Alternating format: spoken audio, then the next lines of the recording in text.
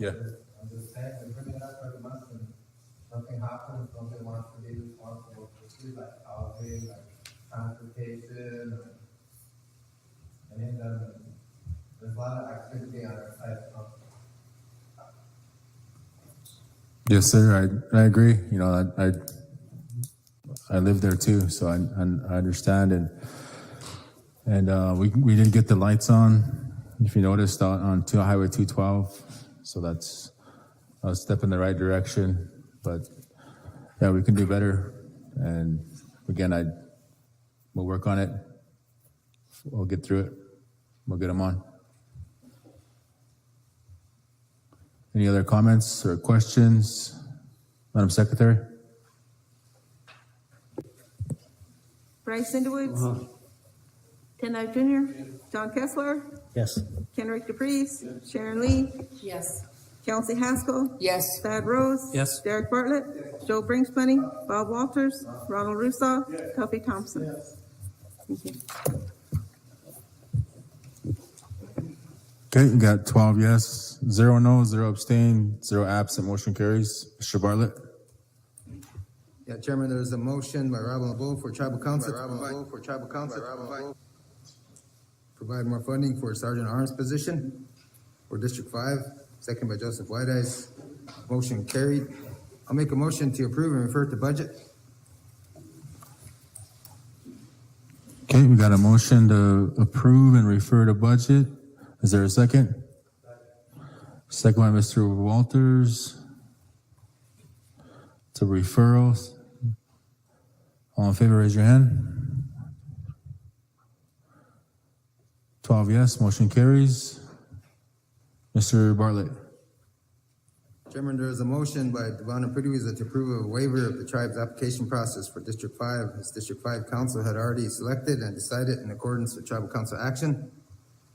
30 homes were selected for 30 tribal members. Second by Sheldon Red Bear. Motion carries. That'll be my motion. Okay, we got a motion by Mr. Bartlett. Is there a second? Second by Mr. Brinkspany. Discussion? Chairman? Go ahead. Yeah, Chairman, the tribe provided a action, they referred it to the districts, and that action was to, the action started out from a Tribal Projects Committee report. And the actions that the 15 million allocated for housing be split equally, distributed by council representatives per district, except District Number 5, as they were already allocated 8 homes. And the district shall have the authority to make their selections at a duly called meeting as to who is in need of housing. So District 5 did the process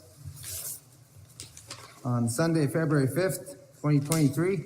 District 5 Council approved of the following home assignment list for 30 home purchases from Lichty Homes. 52 tribal members were present at this District 5 meeting. Genevieve Iron Lightning, 3-bedroom. Robert Tiger, 3-bedroom. Don Little Thunder, 3-bedroom. Twyla Means, Renville, 1-bedroom. Shonda DePreez, 2-bedroom. Stephanie Lawrence, 3-bedroom. Sydney Dupree, 3-bedroom. Carolyn Hafford, 2-bedroom. Desiree Kirby Clown, 2-bedroom. Andy Hyber, 1-bedroom. John LaSalle, 3-bedroom. Brandon Hamboy, 3-bedroom. Shaundo Tox, 3-bedroom. Christy West Thundershield, 3-bedroom. James Moran, JJ, 1-bedroom. Kitana Bartlett, 3-bedroom. Phoenix Gillette, 2-bedroom. Sonny Wayne Garrow, 2-bedroom.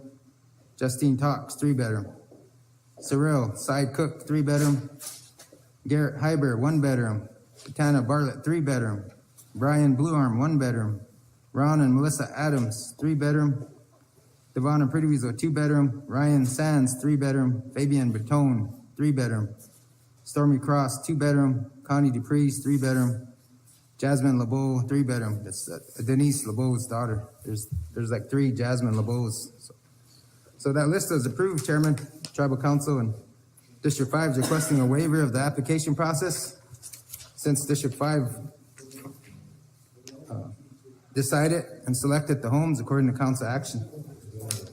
Now, Chairman, my understanding is that the application process was supposed to go out, and this new application process was supposed to go out on February 13th, and that didn't happen. And they're also asking if there was a resolution approved for the housing allocation program application, and if there's a resolution for the housing allocation program policy and procedures manual. So I was checking with the secretary's office to see if there's a resolution. I don't think there's a resolution. I think it was just an amendment to approve of the application. But there's a policy and procedures that says a board of 3 will be doing the selection, and the districts shall decide on the 3 board members. Some of the districts have 5 board members on their ARPA board, and that's not in concurrence with the policy and procedures. So there's a lot of confusion out there. I know with District 5, they did what council asked, and they already did the process, so they're asking for the waiver. So that's why it's here, tribal council. Yeah, I think the point was to make it fair. The process that was used previously wasn't fair, and we're trying to get everyone an opportunity, a chance at these houses. And I think we already went through this, Mr. Bartlett, and I don't think we need to continue with this motion. The law is clear. We've decided this previously. So we probably should just move on to the next action. Yeah, Chairman, I think it's up. I think council. There's a motion second. I think council can decide if it dies, and we do the democratic process, and we can take it back to the district and take it back to the drawing board and come up with another solution to the problem. Because right now you're taking away 30 homes from tribal members, and I understand the application process may seem to be fair. But if you're working, you're probably better chances of getting into a home are better versus general assistance. If you're on general assistance, housing authority won't even allow you to apply. So this process here allows those that are struggling, poorest of the poor, a chance for a home. If you see, some of them are living in dilapidated conditions, and there's people on this list that are working, but there's also people that ain't working that are applying for general assistance, and we understand the struggle with the general assistance and the federal government not providing that assistance monthly.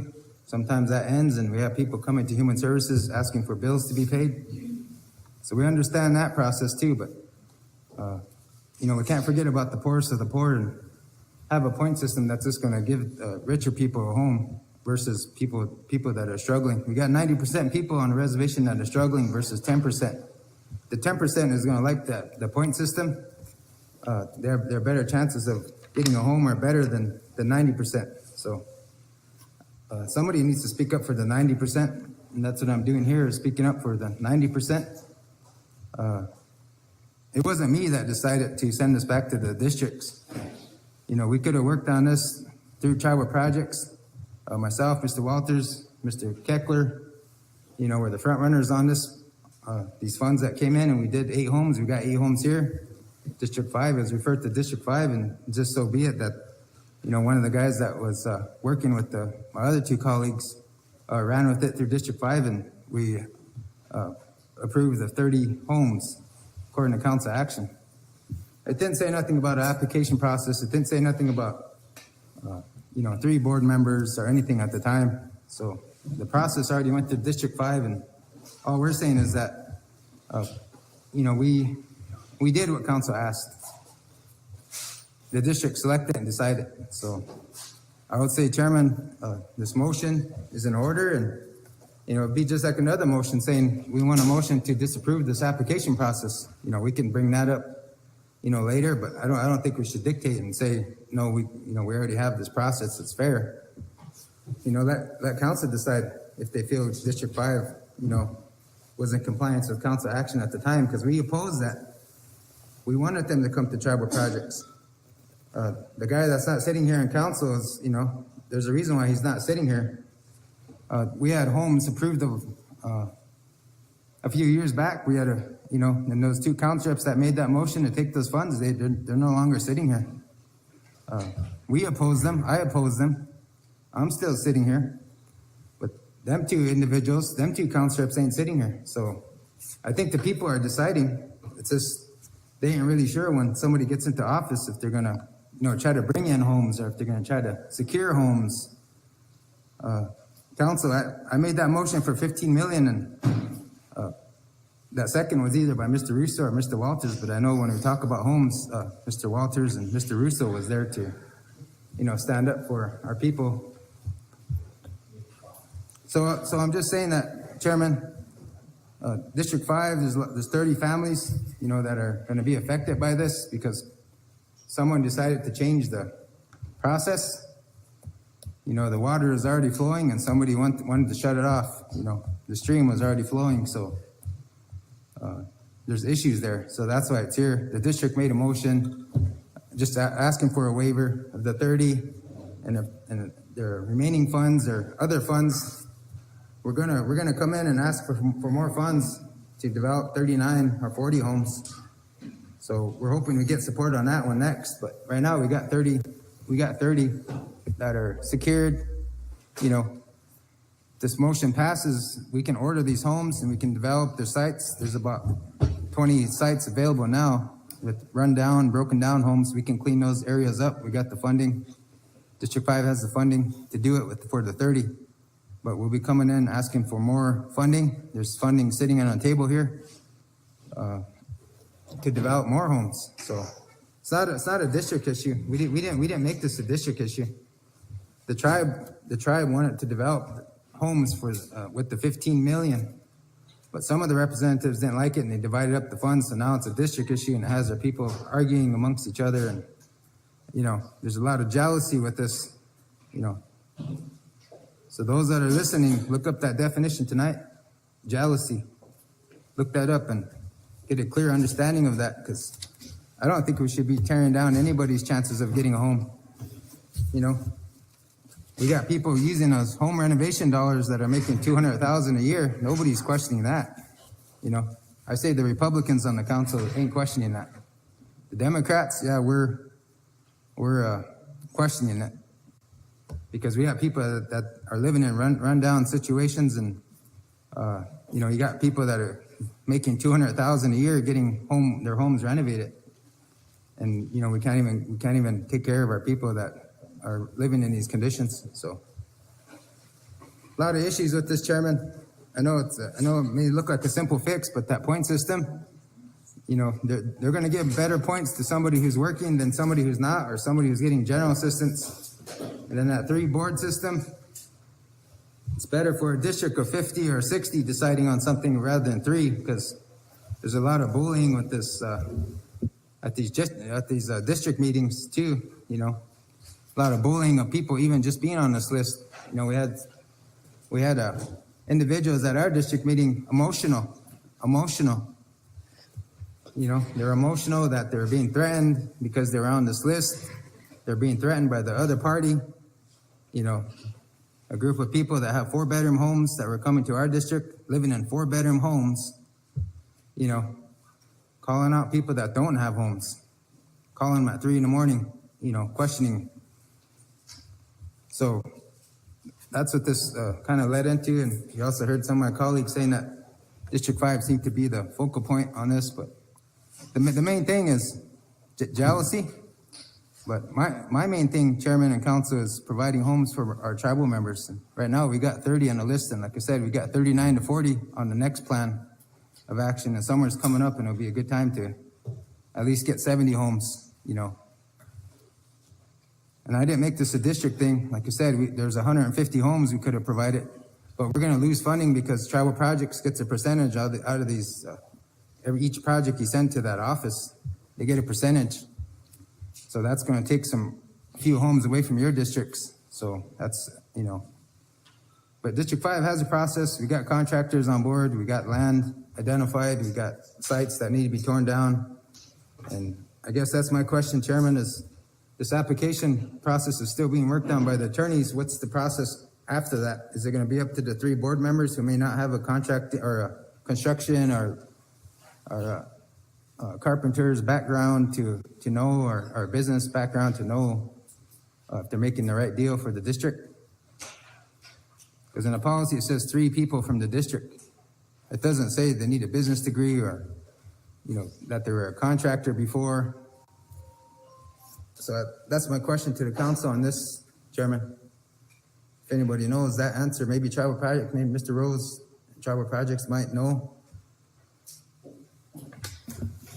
Mr. Bartlett, let's move on now. We discussed this last month, and there's no need to rehash everything. The council was pretty decisive and straightforward in how they want to proceed with this housing ARPA project. And motion's out of order. If you want to continue on to the next one. Okay, so you're calling it out of order? He has Yeah. a motion and a second. You ain't giving it a chance, Chairman. So I guess that's my concern, because I'm gonna take it back to our district and, what motions can we make here, I guess? I would like to see something from the administration on what type of motions that we can make coming to council, because it's my understanding that something died last night, we can come back in tomorrow and, we can recognize that motion and we can bring it back up. There is a process. If this dies, then, this is a separate motion. We got to be fair to everyone, not just 30 individuals. We got to be fair to everybody, give everyone a shot. That's our teachings. Those are in our culture. Let's use those values. So we are Lakota. Let's be that. Move on to your next one, Mr. Bartlett. Yeah, Chairman, I don't think it's about who's more Lakota, You don't have to go to a sweat lodge to be more Lakota than somebody who prays it every morning. So I'm just saying that don't call down District 5, because these are people that attended a meeting that voted on something, and it sounds like you're saying they ain't Lakota enough to understand that we shouldn't be making these type of motions. We should all use our values, Yeah, no matter who we are. We'll move on, Chairman. We'll move on. Yeah. The next one is, there was a motion by Joseph Whiteeyes for a non-tribal member and off-reservation tribal members to get loans with the cosigner. Did receive a second by Candace Lee. Motion carried. That's my motion. Okay, we got a motion by Mr. Bartlett. Is there a second? Go ahead. Thank you, Chairman. I might comment on this. This will be a matter with the loan office. Oh, can you second that if you want to talk on it? I'll second for Okay. discussion. Second by Mr. Rose. Sorry. Go ahead. This would be a matter for the loan office and the loan committee. And then I believe they'll have to do a loan policy meeting to change the policy if it goes against the policy. Thank you. Right. Miss Lee, go ahead. I'm sorry. Thank you, Chairman LeBeau. My question is, why would we want to give loans to non-members? Can we go to Pine Ridge and get a loan? Can we go to Standing Rock? No, they won't give us a loan. No other tribe would give us a loan because we don't live there and we're not enrolled there. And I know, I agree with Mr. Rose, the policy would have to be amended by the loan committee. That is their authority. So I'm not going to support this because we have loan policies, and as it is, let me give you an example of just the way things are going with the loan committee. When I was on it up until December, the first loan committee meeting we had December of 2020, and the large loans, Mrs. LeClaire gave us the balance. It was 80,000 in large loans. And my last loan meeting, November of 2022, there was 29,000 in the large loans. So what's been happening is this same group of people, a small pool of people are getting loans, and then they're getting $2,000 loans, and then the following month they're rewriting them and they're recycling that. And so instead of revolving loan account, it's just revolving just so these few people. And now there's really not the money there was once, so we went from 80,000 down to 29,000. So, and that's because that they're not paying back their loans, they're just rewriting their loans over and over, so that large loan account doesn't build up to where it should be. So now I think the policies are changed again, so where that's not going to be happening like it was. And we know that with COVID and everything going on, things were kind of different. But so yeah, I'm just stating I don't agree with the policy because it is up to the loan committee. Thank you. I got Mr. Russo, Mr. Walters, Mr. Rose. Thanks, Chairman. They don't support it, don't make the second, and then just vote no, so we can save some time. But I thought I heard in that last action that you called out of order. Did you say we were gonna amend ordinance 71? Remember you said we gotta be fair, so everyone can have a chance or something like that?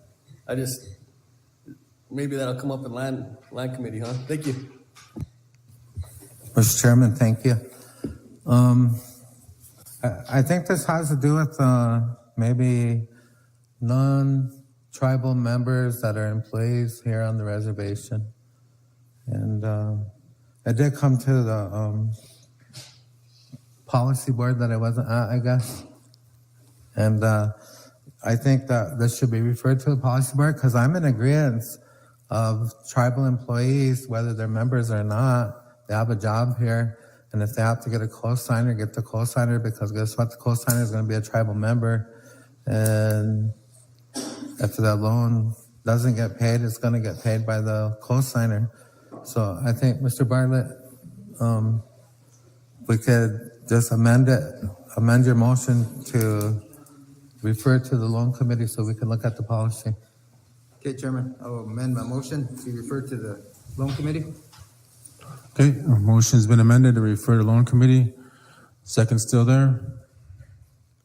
Mr. Rose, did you want to comment? Okay, it's a referral. All in favor, raise your hand. 11 yes, 1 not voting, motion carries. Mr. Bartlett? Okay, Chairman, there's a motion by Joseph Whiteeyes to have the tribe provide land for a sweat lodge and ceremonial grounds, seconded by Raven Thompson. Motion did carry. That's my motion. Okay, we've got a motion by Mr. Bartlett. Motion to approve and refer to land committee. Okay, approve and refer, land committee. Second by Mr. Walters. All in favor, raise your hand. 12 yes, motion carries. Mr. Bartlett? Okay, there's a motion by Robin LeBeau to have the Ihani Society and Grassroots Advocacy Organization here on the reservation. Did receive a second by Joseph Whiteeyes. That'll be my motion. Okay, motion approved by Mr. Bartlett. Is there a second? Second by Mr. Brinksplenny. Mr. Walters? What is the Ihani Society? Chairman, you want me to read it? Go ahead. Chairman, there's a attached resolution. It says, whereas the Cheyenne Sioux tribe of South Dakota is an unincorporated tribe of Indians having accepted the provisions of the Act of June 18, 1934, 48 Statute 984, and whereas the tribe, in order to establish its tribal organization, to conserve its tribal property, to develop its common resources, and to promote the general welfare of its people, has ordained and established the Constitution and bylaws. And whereas the Ihani Society is a grassroots organization, which is an advocacy organization that empowers the Cheyenne Sioux tribal members to utilize the organizational structure by encouraging the use of the tribal government rules, policies, and laws that are set in place. And whereas the Ihani Society has been owned and operated by Robin LeBeau, who has been a long-time community advocate for many tribal members and represents all members with many issues facing them. Whereas the Ihani Society is founded on Lakota values of fairness, bravery, and fortitude, and is a keeper of confidentiality while providing humanitarian leadership to those who seek basis rights when their voice is too afraid to come forth. And venue is so big that Ihani Society offers that empowerment by being that voice, whereas the Cheyenne Sioux tribe recognizes the Ihani Society as a grassroots advocacy organization here on the reservation. Be it further resolved. Disclaimer. Okay, we got a motion approved by Mr. Bartlett, second by Mr. Brinksplenny.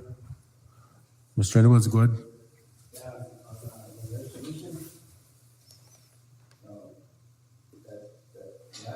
That second to the last, whereas, therefore be resolved. And then that second one, be it further resolved. And then that last one, be finally resolved. Just leave it. That's therefore be resolved. Be it further resolved. And that second, be finally resolved. Okay, I'll make those amendments, Chairman. I'll add that as an amendment. make those changes. Okay, motion's been amended. Brinkman, you still second that? Bryce, what's the amendments? Say it again.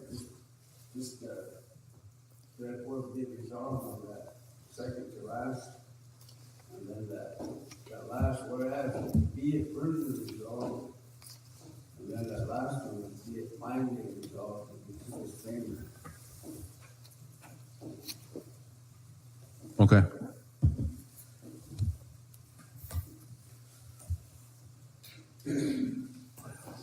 Madam Secretary?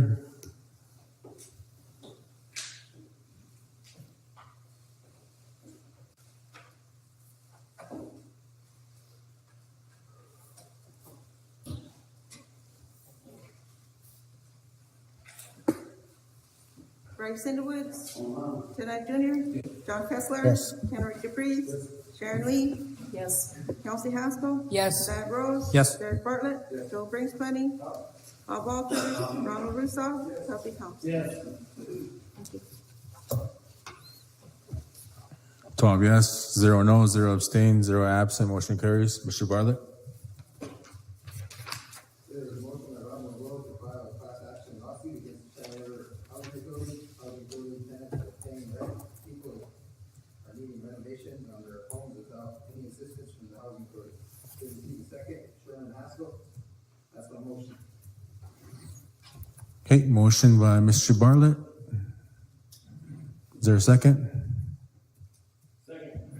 Second by Mr. Russo. Discussion on the motion, council members.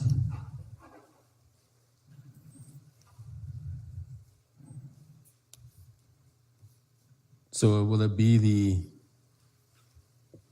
tribe suing the housing authority or the individual tribal members? Class action lawsuit?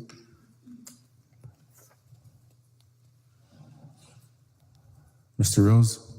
Thank you, Mr. Chairman. This motion's kind of vague. I don't understand it as well.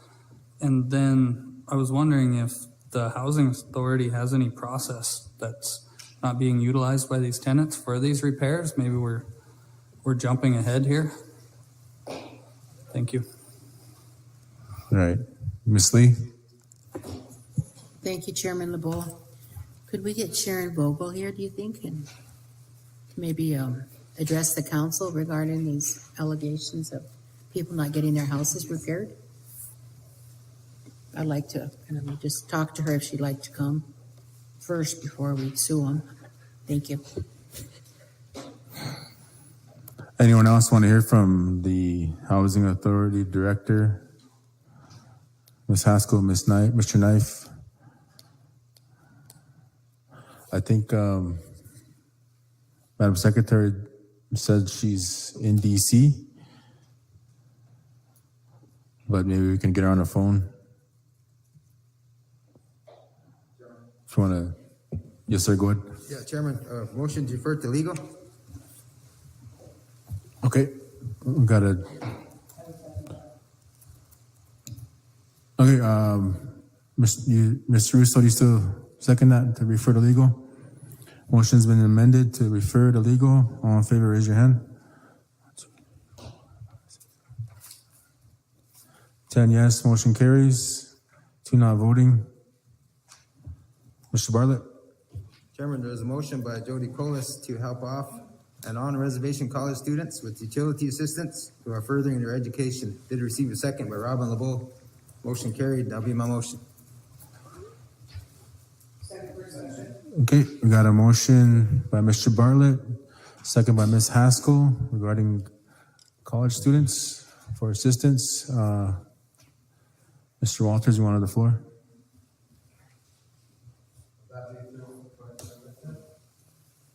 Yeah, we can assist through support services. I think what it is they need council action stating, that we're in support of assisting off-reservation and on-reservation college students who are furthering their education. That way they can take that council action to Human Services Committee or to the Education Committee if there's any funding there. So they're asking for support on students that are struggling out there that are needing utility assistance, and it sounds like they ain't getting any type of assistance. So that's why it came to the district. Mr. Chairman, I believe, Mr. Martin, as you as the Human Services Committee Chair, I believe that when people are struggling, we do get requests that come through to get help on and off the reservation. I believe that it's already there. They just need to put in a request that Human Services. So maybe they don't know that. Without requesting to Human Services. Thank you. I got Ms. Haskell and Mr. Brinks-Planning. In Human Services, we did help off-reservation college students, but if there's a funding source or if we had funding to allow all of our college students, I would like to go through higher ed with Ms. Lawrence and use the process she uses to provide these services. She does a very good job. Thank you. Mr. Brinks-Planning?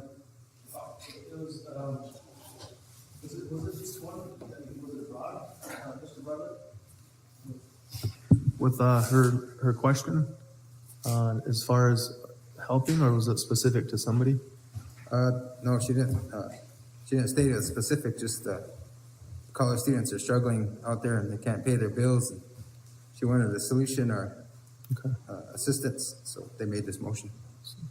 Wonder if we're going to refer it to education then. Can you refer it to education? So we can go mull over it there. Chairman, amend the motion to refer to Human Services, approve and refer to Human Services Committee and Higher Education. Correct? Mr. Brinksman? Okay. Okay. Second still there? Second is still there. Thank you. We'll call for the vote to refer. Oh, good. Thank you.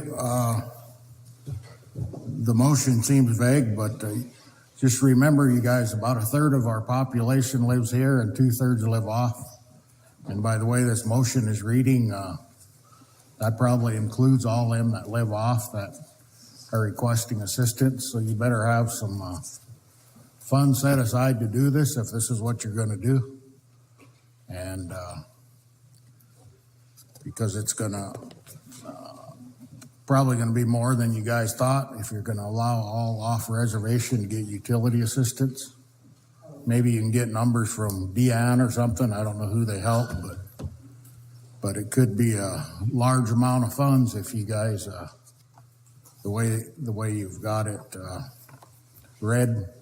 Thank you. Mr. Brinks-Planning? Thank you, Mr. Chairman. I know in the past there was some grants that were received, and some individuals are actually receiving stipends for going to school off reservation. So I wonder. I mean, that's why I was asking if we refer it, then we can mull over it there and then see how it was done in the past, and hopefully we can find some funding source. If they're able to vote, you would think they would be able to receive assistance. So thank you, Mr. Chairman. Okay, anyone else? Motions to approve and refer Human Services and Education Committee, I believe. All in favor, raise your hand. 1, 2, 3, 4, 5, 6,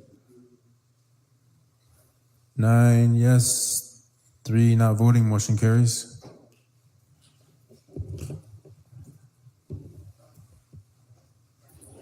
Good, Mr. Bartlett. Okay, Chairman, there was discussion on the nominations. The prior week, there was a storm and temperatures 25 below, 11 below. So we didn't have a meeting to nominate. So district felt that endorsement would fall in place with the district endorsement. So District 5 candidate endorsement. District 5 candidate Francine Hall received the most votes from district for the endorsement, followed by runner-up District 5 candidate Emmanuel Edbear. And then then there was a motion There was a motion by Joseph Whitehouse to increase on and off reservation hourly monthly stipend checks, seconded by Marlon Minor Jr. Motion carried. That'll be my motion. Okay, we got a motion by Mr. Bartlett. Is there a second?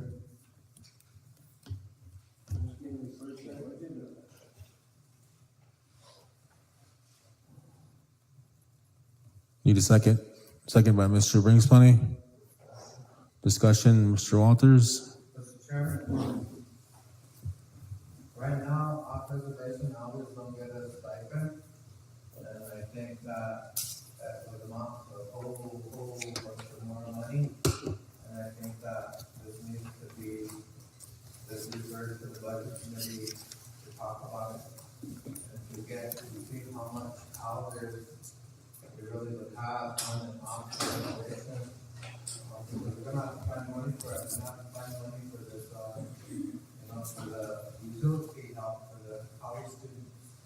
We're gonna have to see how much money that is, we're gonna see how much money this is before you can approve it. I think it needs to be referred so that it can be, looked into, see how much money it's gonna cost. Ms. Lee?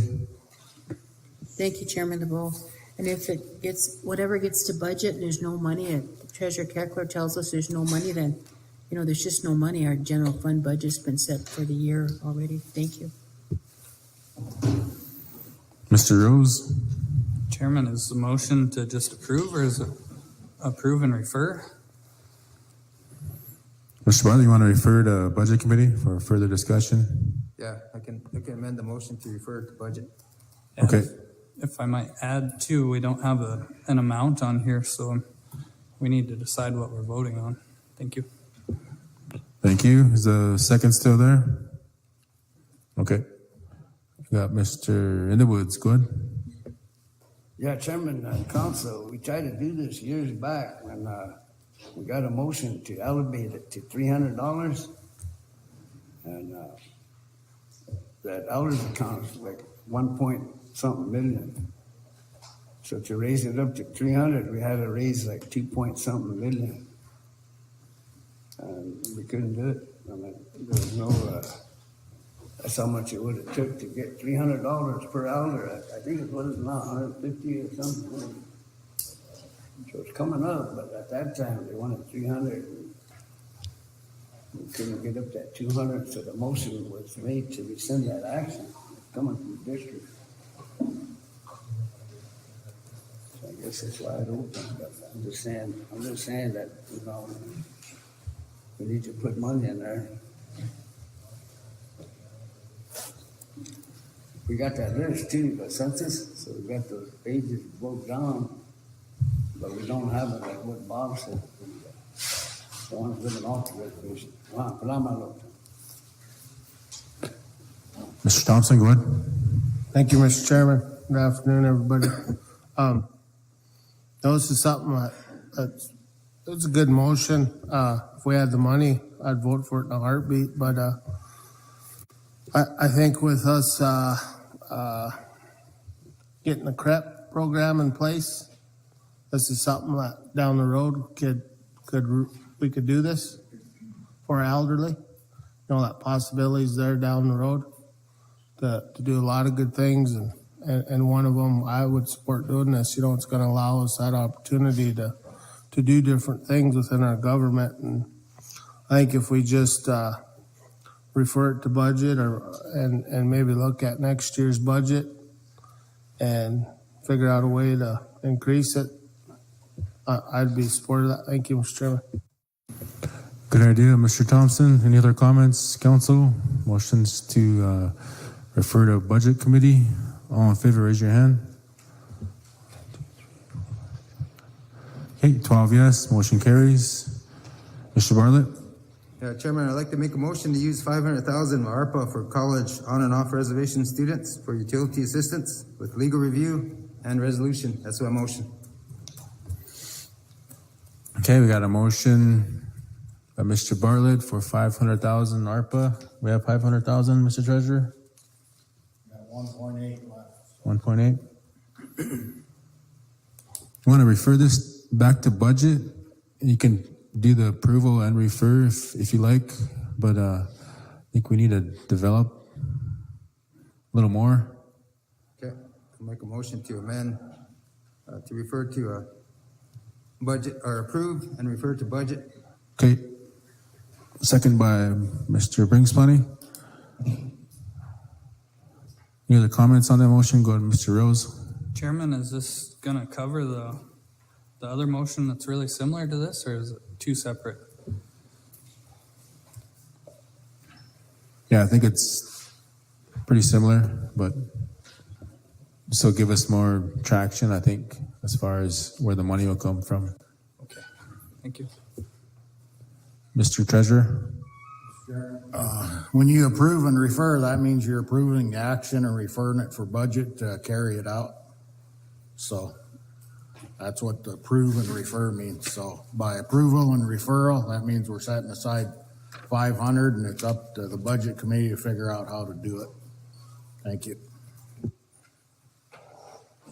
Any other comments? Chairman, Go ahead. just a quick comment. I believe we acted on assisting on reservation for utility assistance per household. And off reservation, we have adults that are going to college and, you know, they're struggling also, so this would pick them up a little bit, this 500,000.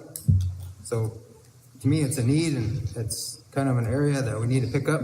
I know we've been assisting all other areas, and this is one area that I know the state of South Dakota puts their funds towards in their budget for the year. I believe it's like 2 million, or I believe it's 2 billion.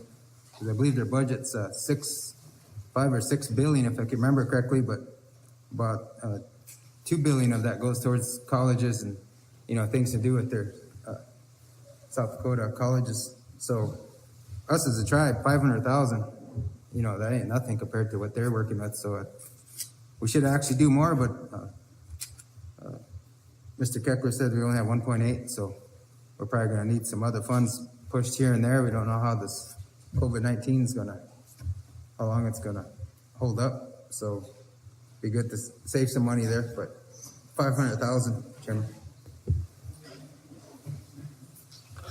Mr. Kessler, Mr. Russo?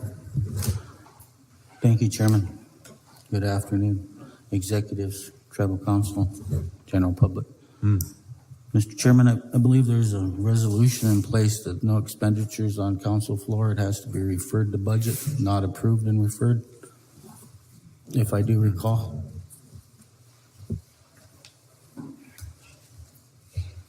Mr. Russo? Thank you, Chairman. We tabled an action from committee last month. We were gonna try to fund that trailer court project for housing authority. They needed 1.3 million. And we tabled it because we wanted to hear from Ms. Vogel regarding how much. But we were gonna try to use TETRA money not TETRA, but this ARPA money to fund that.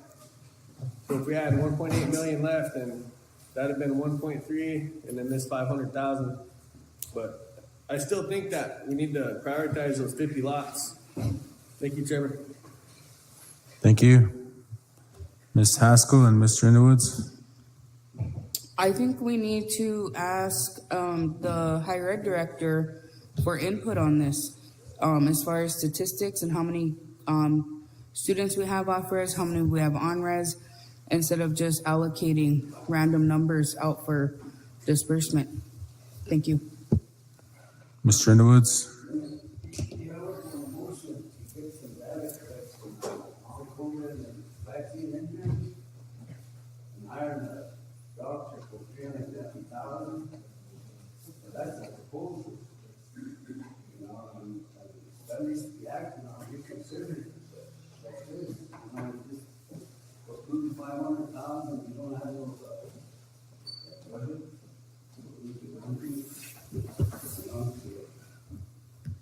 I don't know, we only got 1.8 million, so I'm hoping that reconsideration from getting that data collected for long COVID and vaccine injury.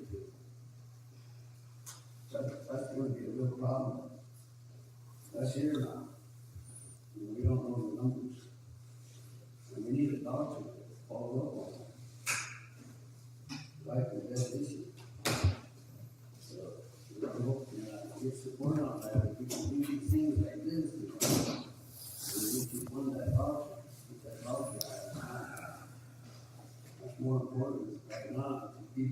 suffering actually from the virus and the vaccine. We're gonna help them, we're gonna give them. They can't work no more. Or their life is shortened. What are we gonna help them? Are you guys thinking like that? When it comes up.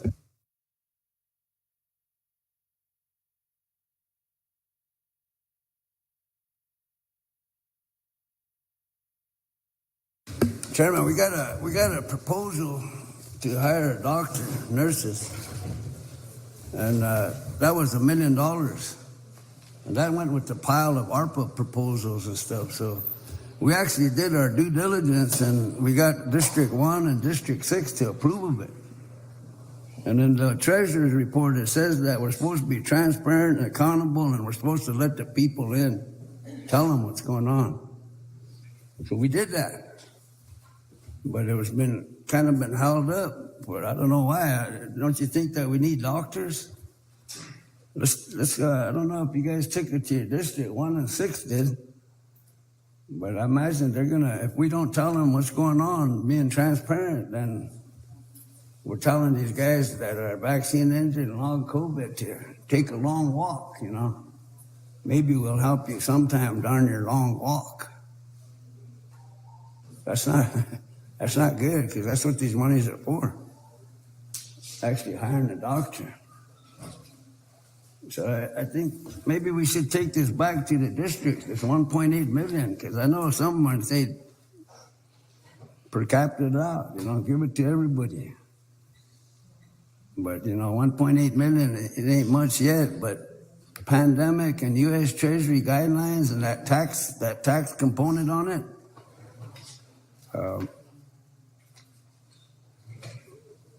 I don't know why I'm talking like this. I mean, every council rep should be talking like this about their districts and about their constituents and what this pandemic's done to them, what this virus has done to them. We haven't addressed that yet.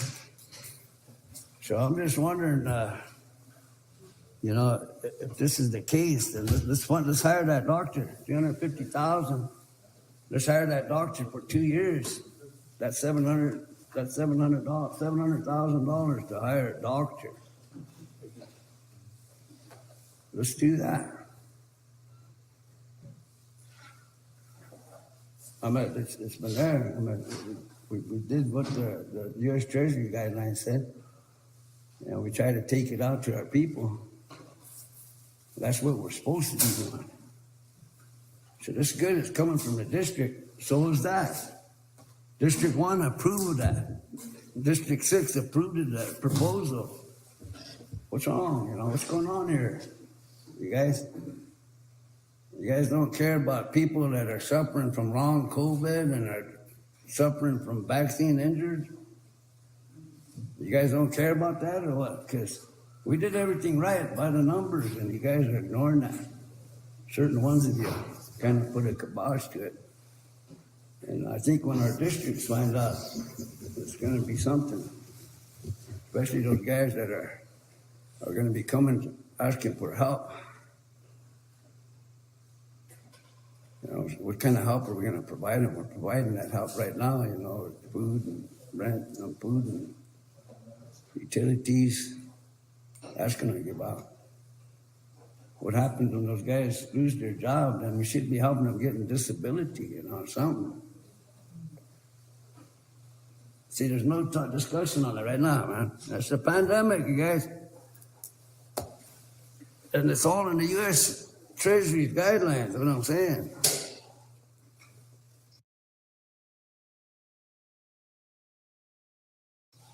So we got 2 districts to approve of it, not just District 5, just, put 500,000 out there. We got 2 districts, man. So what's wrong with that, man? I mean, so if this motion goes through, I think it should just be referred to budget, but if you're gonna approve it, then approve of hiring that doctor. We did it, but we did it right. We got 2 districts to approve of it. Well, you guys are denying that, huh?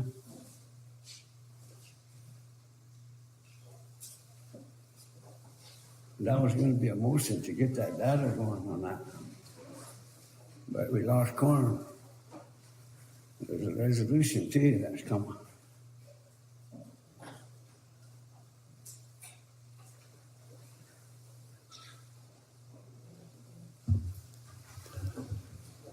You finished? Is there anybody gonna answer me? Or? Mr. Bartlett, you want to change your motion just to refer to budget? Council members are concerned with the approval and your motion, so you just change it to refer to budget, and you can fight about it at the committee. Yeah, Chairman, I think it's important we assist our college students. I would like to approve and refer. That way we can work on it through budget committee, but those college students need that assistance. This last go around of utility assistance was only for on reservation. We have those college students that are off reservation and on reservation that could use that right now. You know, they're furthering their education. You know, some of them are going to be coming and, you know, they're going to be the leaders of the tribe sitting here someday. And, you know, it's just going to be a betterment for the entire tribe, whatever area that they work in, whether it's mechanics or teacher or, you know, science or health. So I would like to invest some of the ARPA dollars, that $500,000, towards our college students that are doing their best. You know, they're going through the struggles. We should already know this, Chairman and Council. We should already know this, that they're struggling out there. Some of you that went to college would probably understand, but yeah, it's a struggle out there going to college. So I'd like to leave it to approve and refer to budget. Okay, any other comments on the action? Mr. Kessler, go ahead. Thank you, Chairman. If we could have Madam Secretary pull up that council action, if she can find it.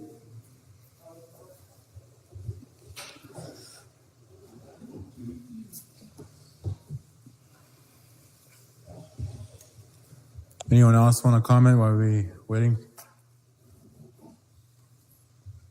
Ms. Haskell, go ahead. I would support it being referred to budget. I cannot support the attached dollar amount though. Thank you. Thank you. Any other comments? Mr. Rose?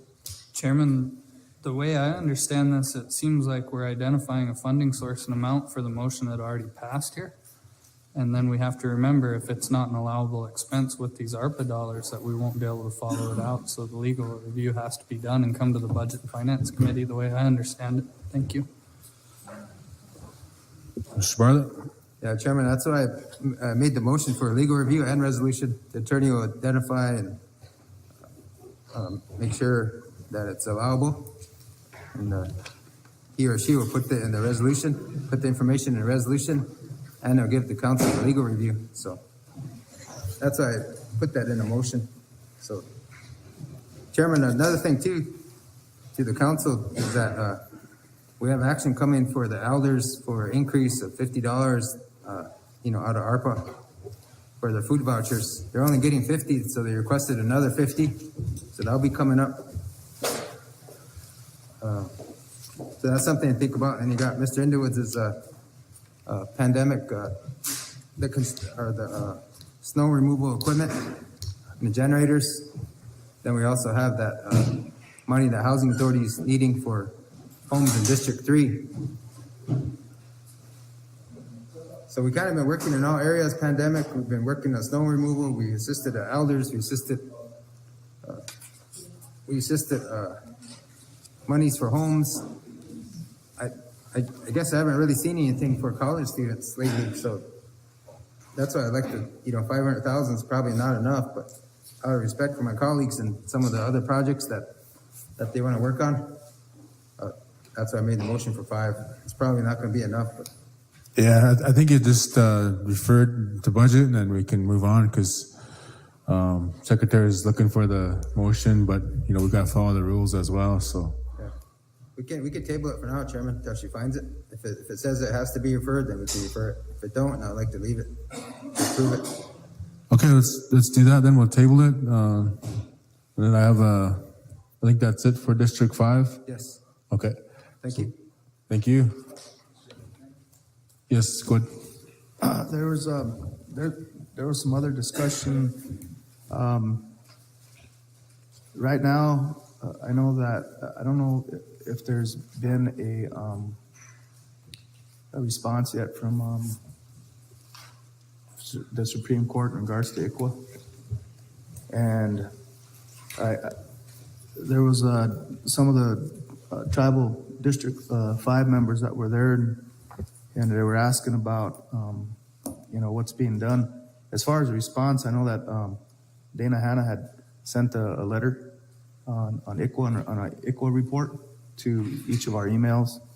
It basically gives the amount of children that are from CRST that are in care.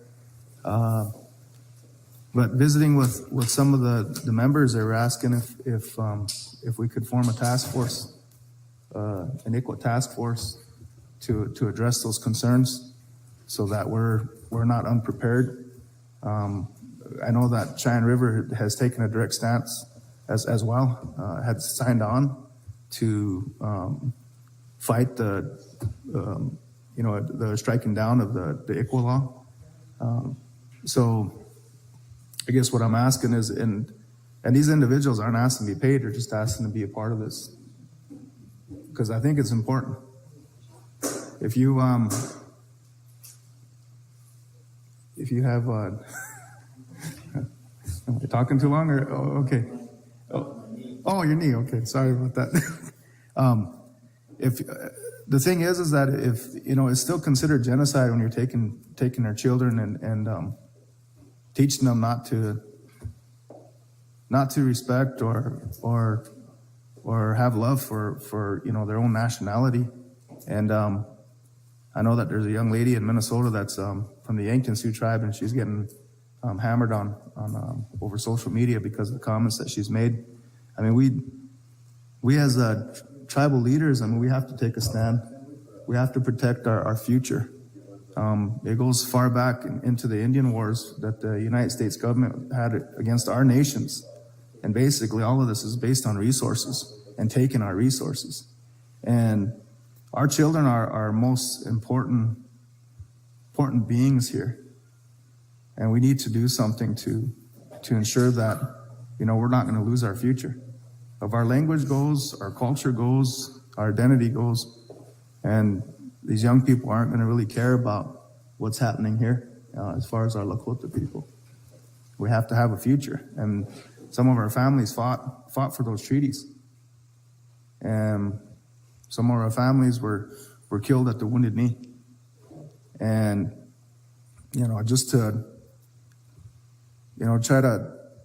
try to empower our community members, I want to make a motion to create a task force, the ICWA task force, that some of our membership can sign up with, and hopefully come up with some ideas on what we can do.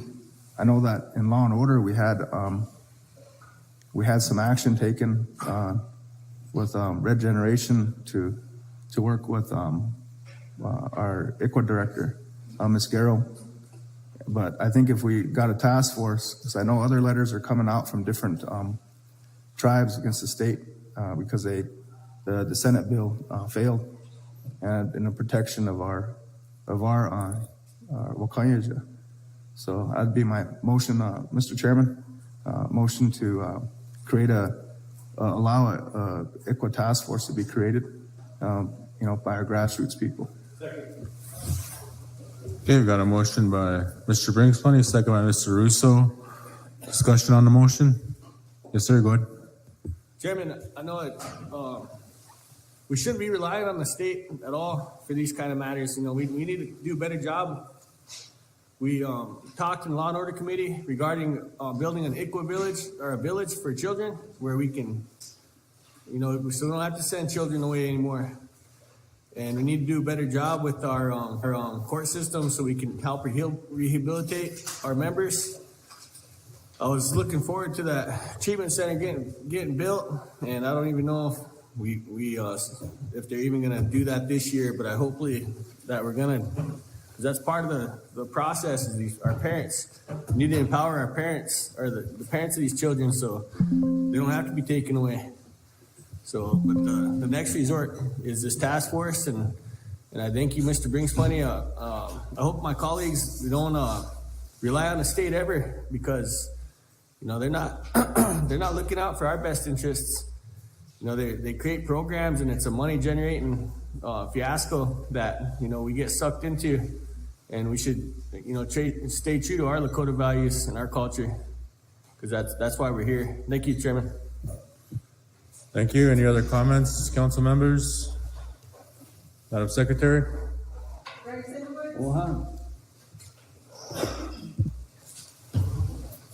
Ken Knight Jr., John Kessler, Yes. Kenrick DePreez, Sharon Lee, Kelsey Haskell, Yes. Yes. Yes.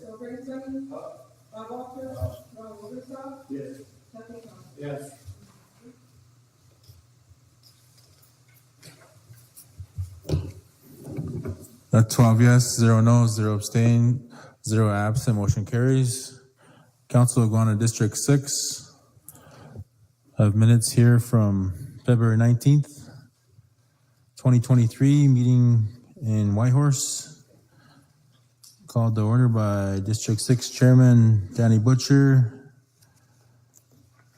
I didn't see any motions in here, a lot of the discussion. And going to the next set is another meeting in Swiftburg, District 6, February 26th. Called to order by Danny Butcher at 3:58 p.m. And again, it looks like mostly it was all discussion. Or no quorum, I guess. Or what? Well, there's only 9. Okay. That would be it for District 6 minutes, I believe. Mr. Thompson? Thank you, Mr. Chairman. We're in the process of getting our ARPA home board developed and stuff like that. And one of the things we thought was a great idea, and I don't know who's developing this application, if your office is doing that, but we feel there's a lot of people in District 6 that might qualify for these other programs, such as the new program through Housing Authority, as well as the HIP program, housing program. And if there's a way we can utilize these different programs and put them into one application, where another conversation we had is all these old abandoned HIP houses, that there needs to be a way that the tribe can take them houses back, because we got a few in our District 6 that went through Connie LeBeau's program. Now they're sitting there vacant, vandalized, and the tribe should be able to take them back, issue them up, fix them up, and issue out to somebody else. We had them conversations, so I don't know who's developing this application, but if we could include them other programs that are out there that the tribe is doing, some of these individuals might fall under these different programs.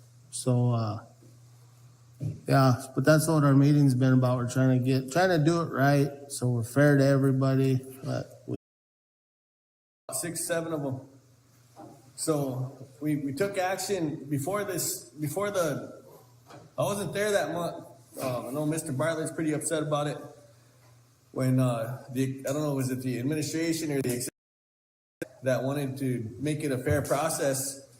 But the idea I had was in regards to what Mr. Williams was trying to do in leveraging money to build houses. And so we have action that we referred to TECHA to try to get, some kind of mutual help program going, so we can finance all of these houses that we need for our districts.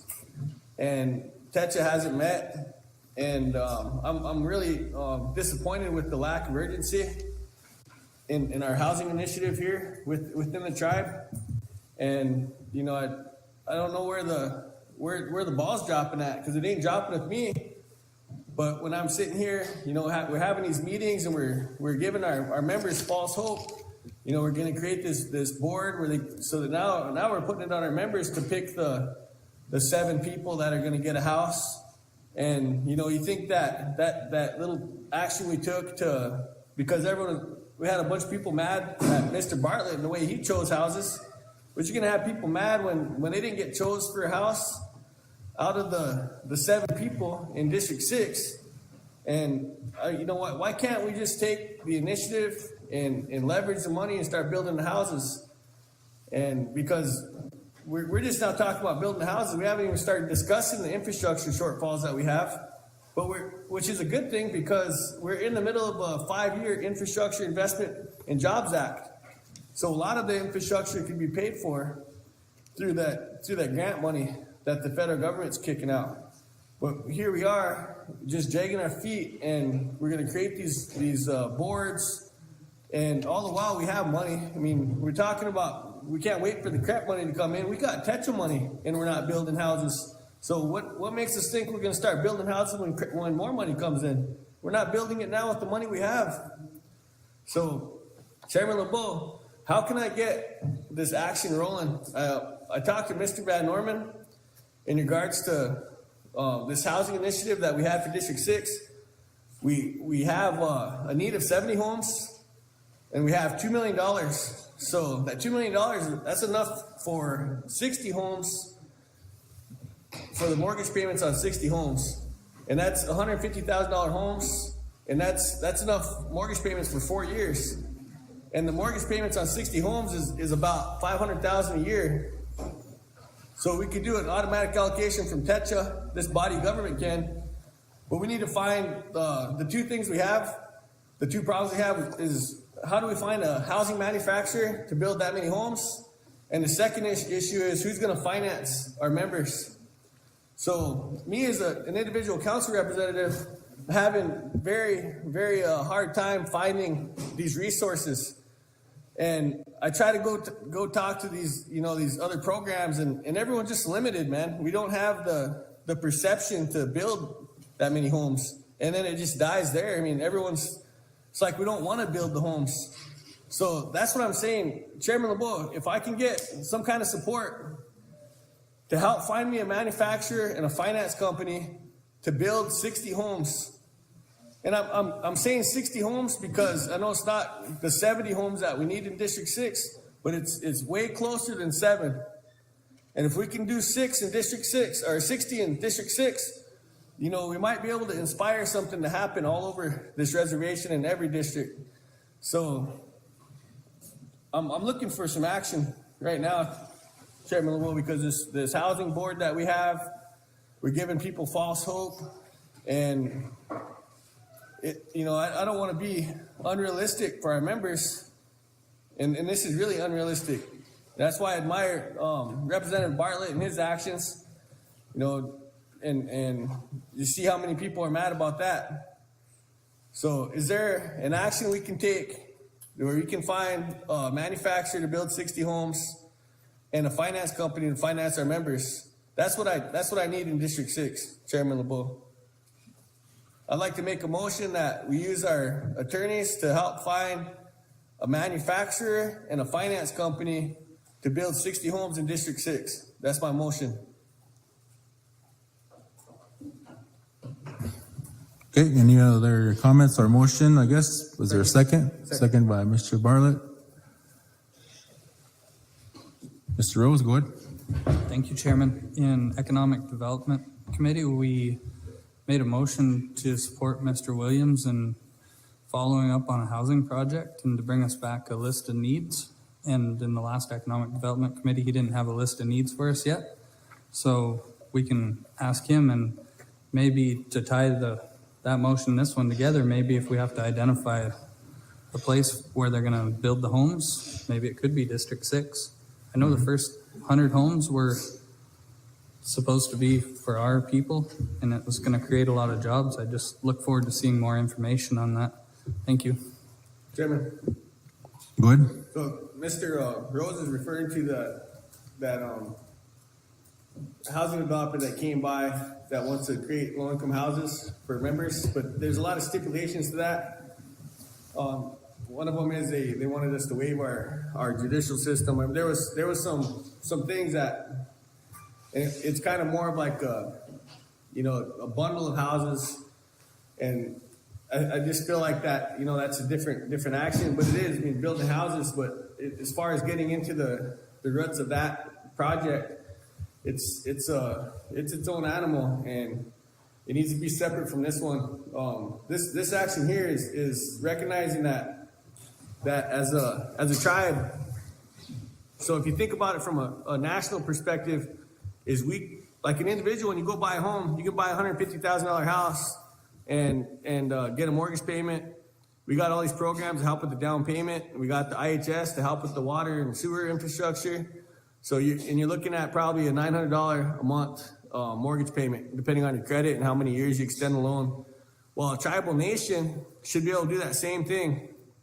It's much bigger numbers, but to get a loan, and then like our mutual help program was, the homeowners had to pay a subsidized mortgage payment, and then once that mortgage payment was paid off, they own the homes outright. So it was a good program, and I don't know how many houses they built out of the program. It wasn't very many.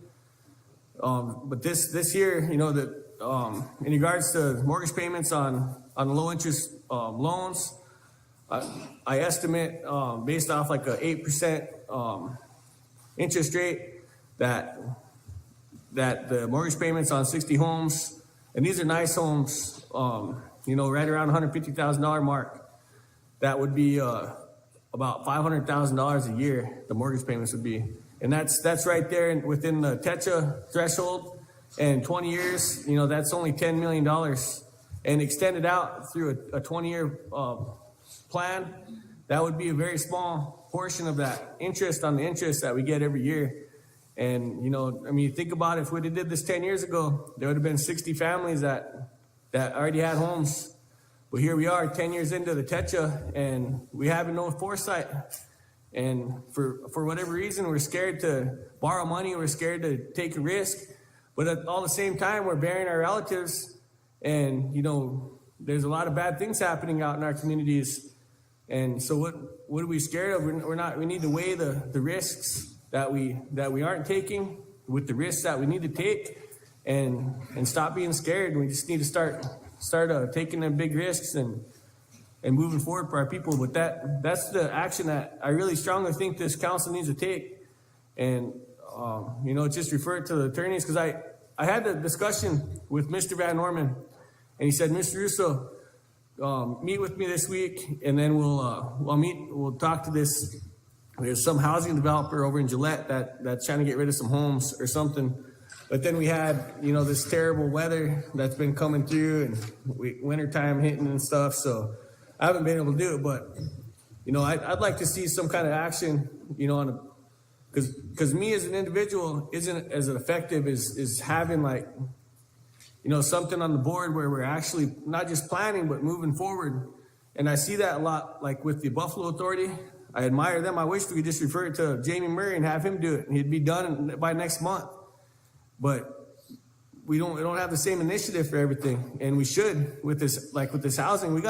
There's real people out there in our districts that need homes, and it's a real need, and we're just not even doing nothing about it. We're handing out this money, 7 homes, create this big board.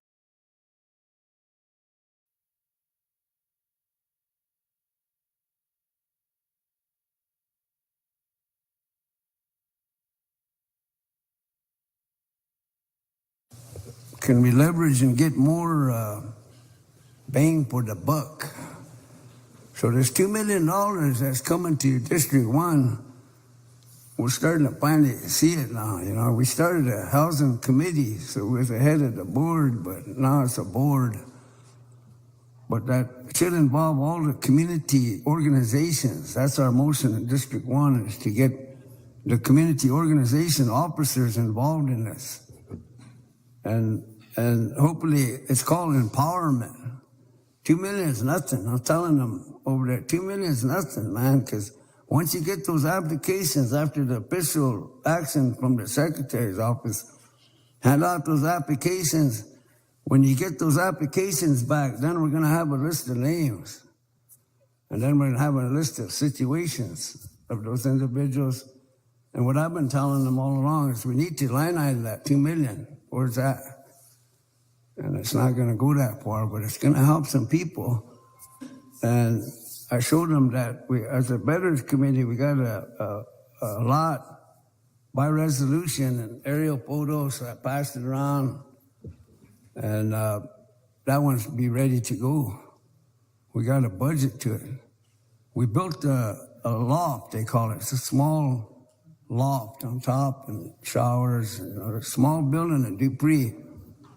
And if we build that Ecodome house and the Hogan, and those guys help build those, like Habitat for Humanity. So that motion was to get 9 departments going. So if you have environmental health and tribal projects and TERO and housing authority, EPD, and environmental, they do the assessment of these houses. Let's say there's a Cherry Creek house that's needs to be torn down or whatever to be rebuilt because it has the infrastructure. Nobody's living down there. 6 houses boarded up down there in Cherry Creek. That's how it was in Dupree too. They burned one house down out of those ones we wanted demoed so we could use the infrastructure. We're still gonna have to do that. And what we wanted to do is get TERO and tribal projects there so they can tell our officers about contracting. Because if somebody picks out a trailer house or whatever, there's a cost to bring that trailer in. If that infrastructure is not there, then there's a cost for that infrastructure. So this is what tribal projects and TERO can be explaining to our district officers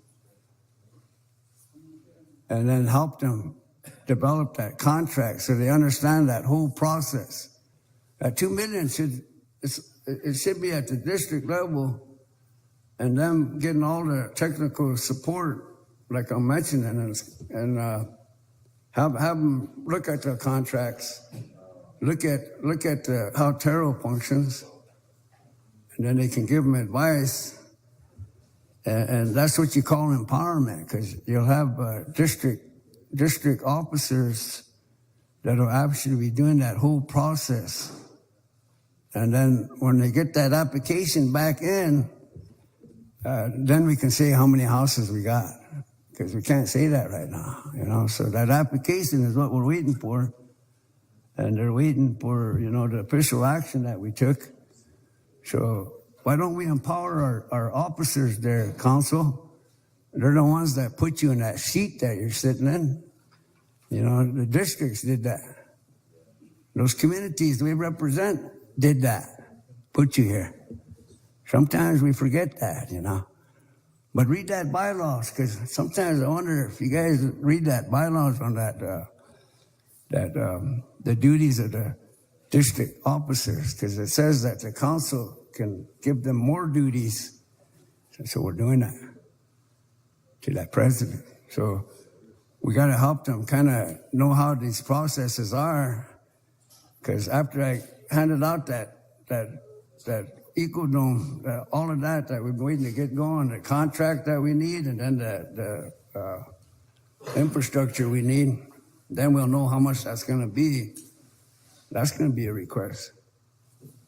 And the other one's a Hogan tile. So we need a team, our own people too. If we have carpenters out there, or somebody took up a little plumbing or carpentry, we need to utilize our people. Training is very important. And some of these houses, I wonder if we can renovate them. That's the question. Because I know when that storm damage came, we almost got $1 million, and most of that went to storm damage, which Galen's doing now. You know, that list he's got, and that amount's probably gone, but so 2 million to District 1. Why don't we why don't we empower our districts and then do our due diligence and lay it on the table, you know, and then make a motion so we have the due diligence done already. Because it might not be that favorable to do that, or maybe it is, you know, who knows. But I think empowering our people, actually with the hammer too, is something that we should look at too, you know. Like when Jimmy Carter was here, a Habitat for Humanity. You know, those guys built those homes, they're supposed to take care of them. That concept, Habitat for Humanity. So let's empower our people.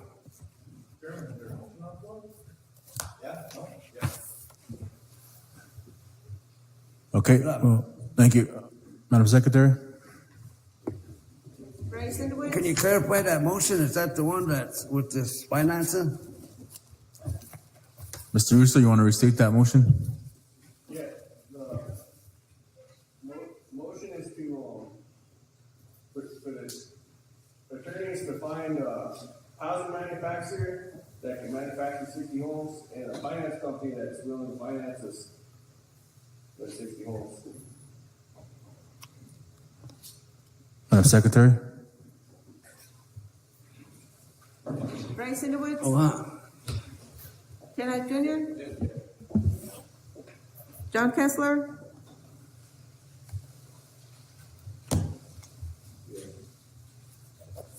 Absent Kenrick DePreez? Sharon Lee? Yes. Kelsey Haskell? Yes. Doug Rose? Yes. Derek Carter? Yes. Bill Brinkley? Bob Walters? Ronald Russo? Tony Thompson? Yes.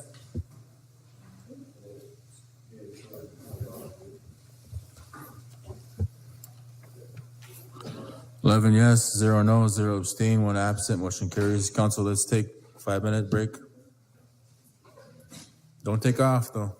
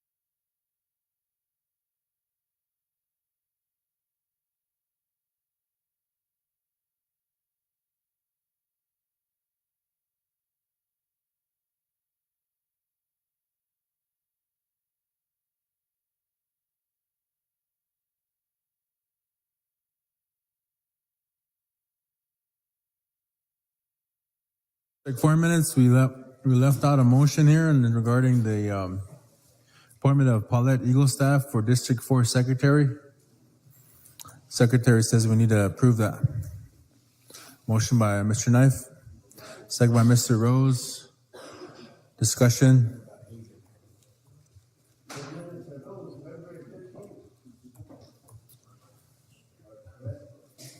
Those were January 18th. Got Bob back there. Madam Secretary, whenever you're ready. Yeah. Yep. Motion will be to approve pending the background by Mr. Knife, second by Mr. Rose.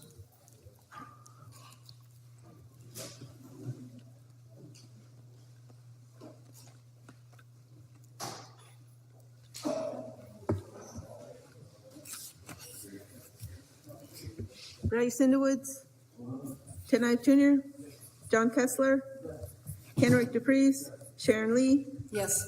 Kelsey Haskell, Yes. Thad Rose, Yes. Derek Bartlett. Absent Joel Brinksplenny, Bob Walters, Ronald Russo, Tuffy Thompson. Thank you. 11 yes, 0 no, 0 abstain, 1 absent. Motion carries. Council, we have the District 3 minutes, March 5th, 20, I think it's supposed to say 2023, it says 2013.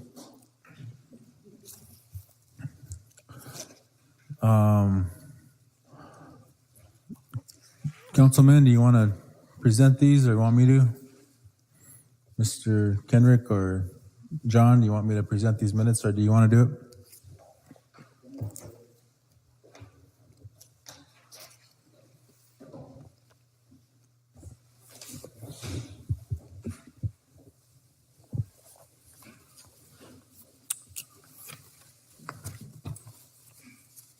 District 3 meeting was on March 5th, 2023.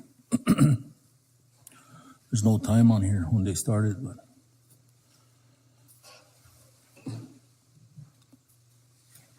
yeah.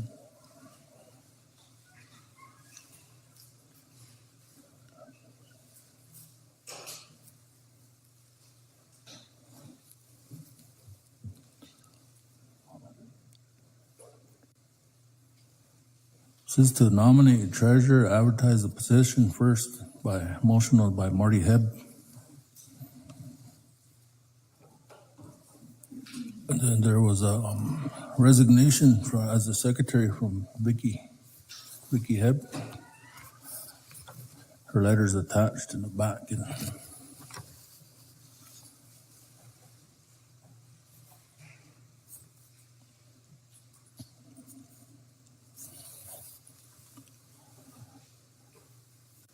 And the position will be advertised for 30 days. And can't really.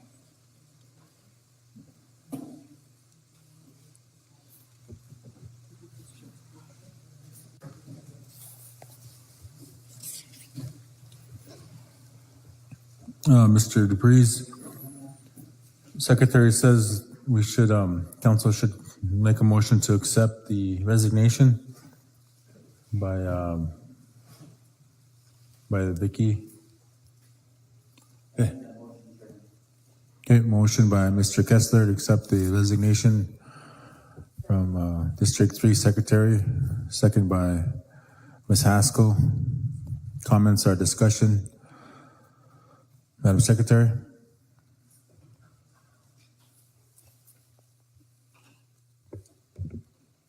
Bryce Underwoods, Ted Knife Jr., John Kessler, Yes. Kenrick DePreez, Yes. Sharon Lee, Kelsey Haskell, Yes. Thad Rose, Yes. Derek Bartlett. Absent Joel Brinksplenny, Bob Walters, Ronald Russo, Tuffy Thompson. Thank you. 11 yes, 0 no, 0 abstain, 1 absent, motion carries. And then, Madam Secretary, you also had another part of that, what was it? Does District 3 want us to advertise it, or do you want to refer it back and you guys appoint? That's your motion?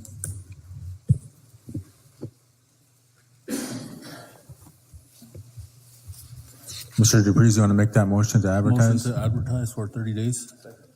Okay, we got a motion to advertise 30 days by Mr. DePreez, second by Mr. Bringsplenny. Comments or questions, Madam Secretary?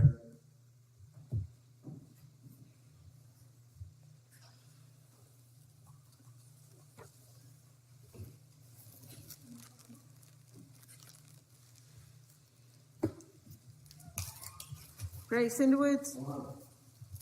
Ken Knight Jr.? John Kessler? Yes. Kenrick DePreez? Yes. Sharon Lee? Yes. Kelsey Haskell? Yes. Thad Rose? Yes. Derek Bartlett? Absent Joel Bringsplenny? Bob Walters? Ronald Russo? Tuffy Thompson? Thank you.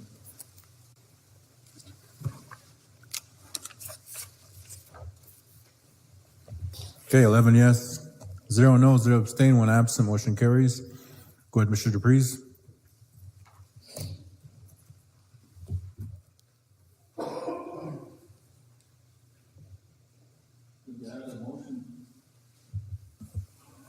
They had a motion to create a resolution, and they voted no for the $750 raise. I'll make that motion, Chairman. Okay, we got a motion by Mr. Kessler to approve the not doing the $750 raise for council members. Is there a second?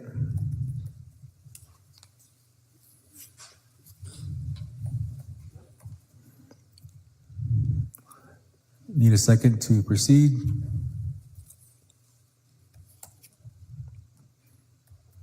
Motion's out of order due to no second. Please continue, Mr. DePreez. There's a motion by June runs after to have the clinics being open from Monday through Friday from 9 to 4 p.m. Second by Marty Hep. Okay, we got a motion by Mr. DePreez. You make that motion? Yeah. Okay, we got a motion by Mr. DePreez for the clinics being open Monday through Friday, 9 to 4. Is there a second?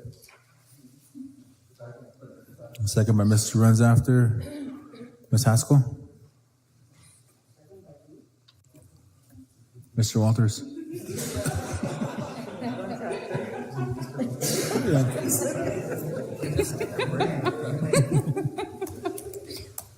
Sorry.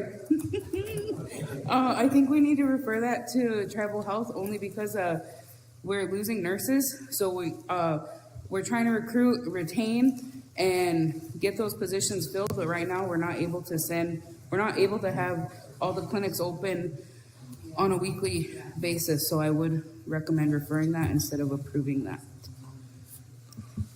If I could amend that motion to refer it to health. Okay, the motion's been amended. Mr. Walters, you still second that? Okay, it's a motion to refer. All in favor, raise your hand. 1, 2, 3, 4, 5, 6, 11 yes, motion carries. Go ahead, Mr. DePreez. There's a motion by Amanda Washburn, second by Desiree Demery, to grade roads, BIA roads, elderly priority. I'll make that motion, Chairman.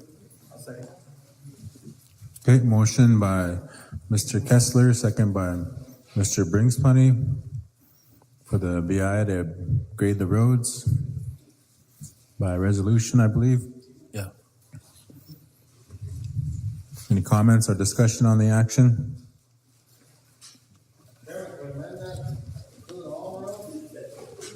I think it kind of just says roads.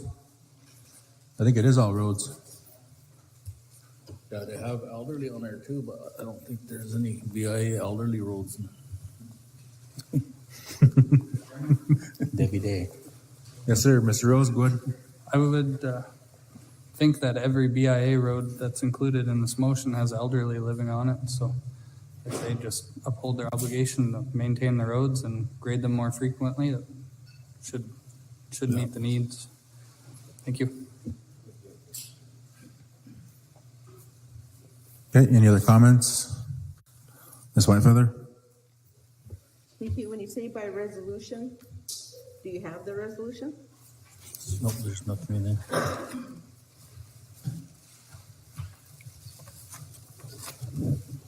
Nope, no resolution.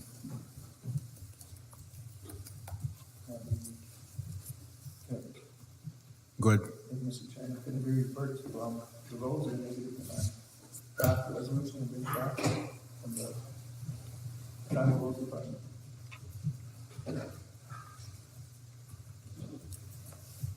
Mr. Kessler, you want to refer that to Roads Committee? Okay, we're good. Motion's been amended, second's still there. Amended to refer to Roads. All in favor, raise your hand.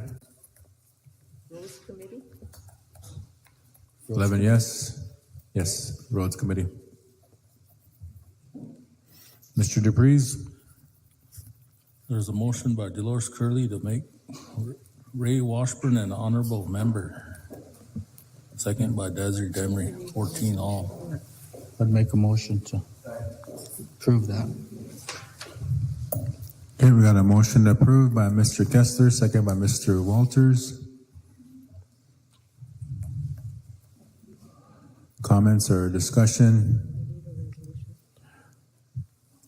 Yes, Chairman, that would be with the standard designation. Secretary says we need a resolution. By resolution, pending. Pending resolution? Yep. Please. Okay, motion's pending resolution. And we'll ask our council members to bring a resolution in. Okay.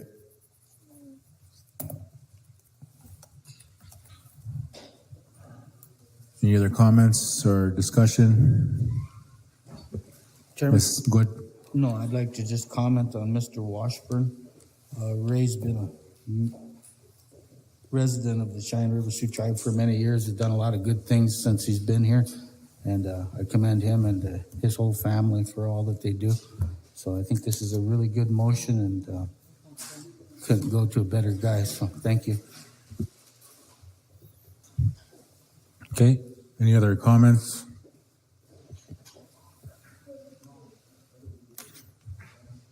Madam Secretary? Ray Cinderwoods, Tim Knight Jr., John Kessler, Yes.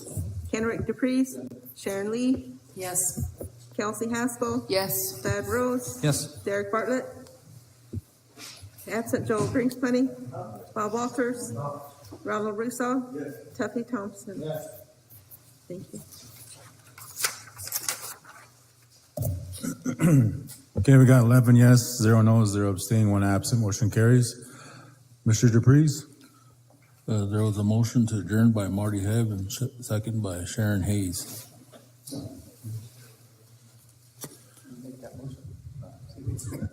Thank you, Mr. Dupreez, presenting the District 3 minutes. We will go on to our next set of minutes. I think that's it for all the districts. Okay, good job, council, representing your districts. We have a elder that wanted the floor, Mr. Ray Dupreez. Yiwu, wana woglaka.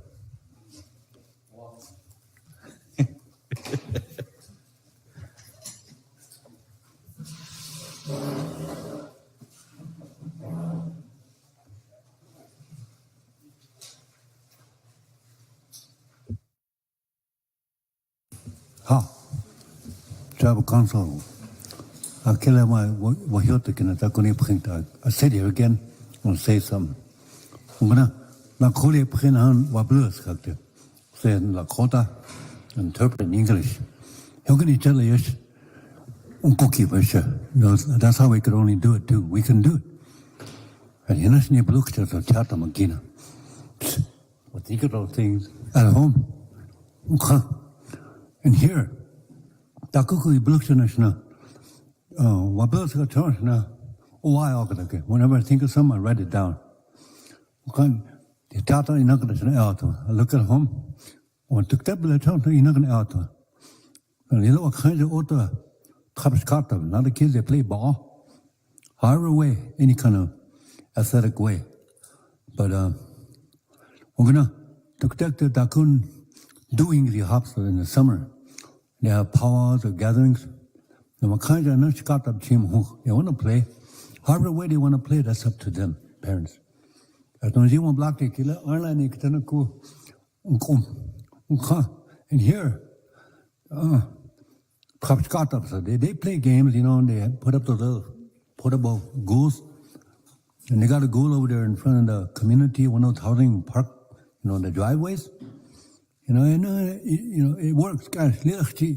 It's some young key, you know, it could go further. When you see, when black it kill it, when people could power, you have to 4th of July time. Little we shut up, so there's a lot of people. From there, I see these ball games going on in the driveways, wherever. If we make one down there in the bottom, it'll be kind of in the middle. Now, what kinds of there can be a lot of them. The cougars got a volleyball, they play baseball, they have those bean deals thrown. But I was envision a ball court, kind of, you know, just one side, small one, not too big. So we're gonna. I brought this up to my friends, cousins, and they said, "Yeah, let's do that." You know, because you know that'll be fun. You'll be right there down the middle, the girls on one side, the guys on the other side. Kotahan, Shkatan on one block of sledge. I could see it, but that would, you know, kind of like ease off on a lot of these kids in the communities, or even here or there, that don't have those kind of courts. You know, it's kind of way to see, because these kids, they like to play, and they want to show some kind of, you know, they want to show themselves, and that will keep them exercised. You know, that people can show up and watch. So I brought that up to my cousin Barb. I said, "Barb," I said, "we got a little idea." I said, "What's that?" "Well, we're going to try to have a next meeting again, R9 here, pretty quick, community meeting, but this is one suggestion. If it works, it should work for every community, the ones that would like that. Down from there, we want to see a little court down there, and as we're talking, I'm making a medallion for Steph Curry.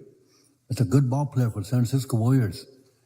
And my brother stays out there. And then somehow he said, "Yeah, somehow we could get in touch with some of those guys, and you know, their logo is Warriors.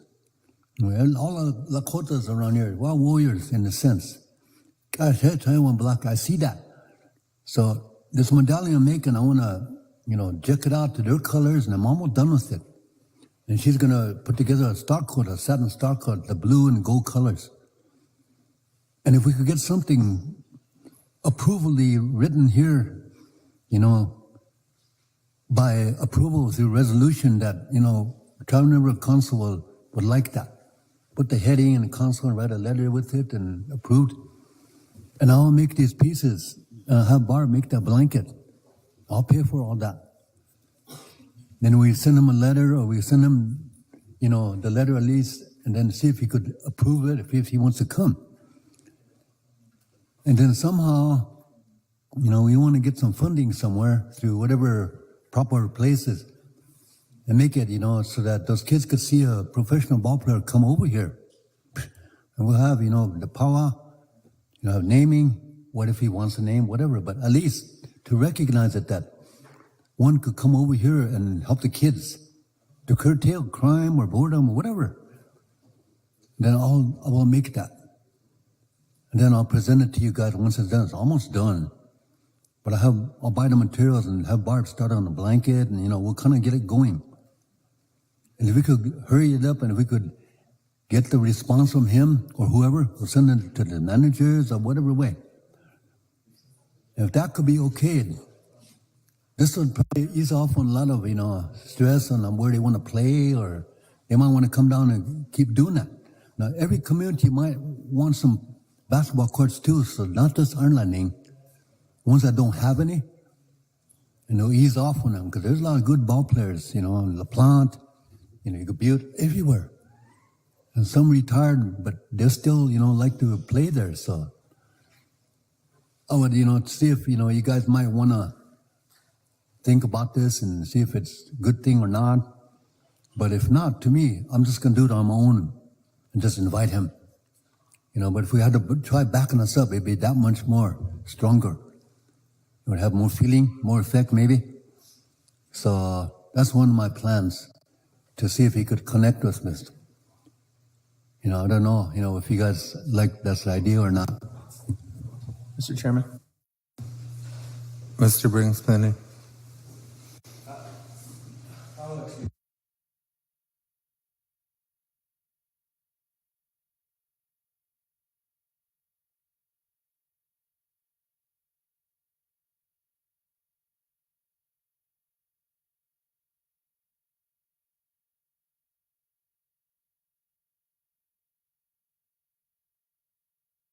Where'd John go?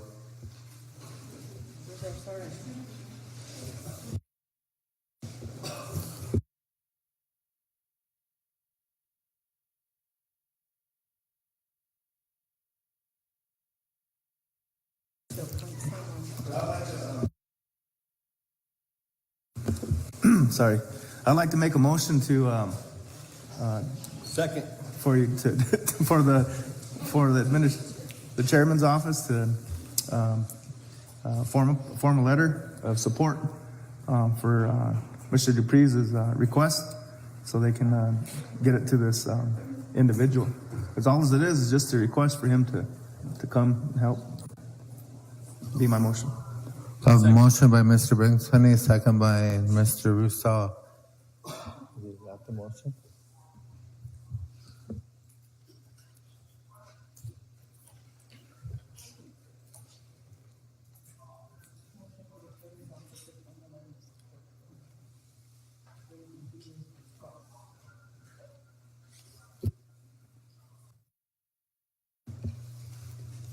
So her motion is to have the chairman's office write a letter of support for Mr. Dupree's request to bring in a professional ball player. Yeah.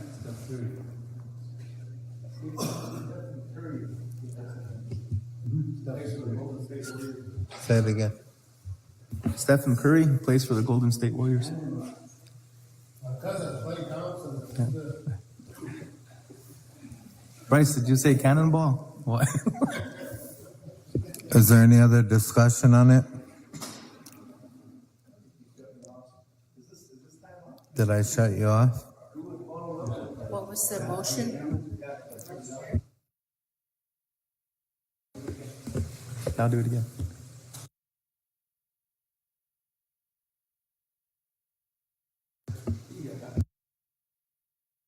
I think I shut everybody off. Yep, it works.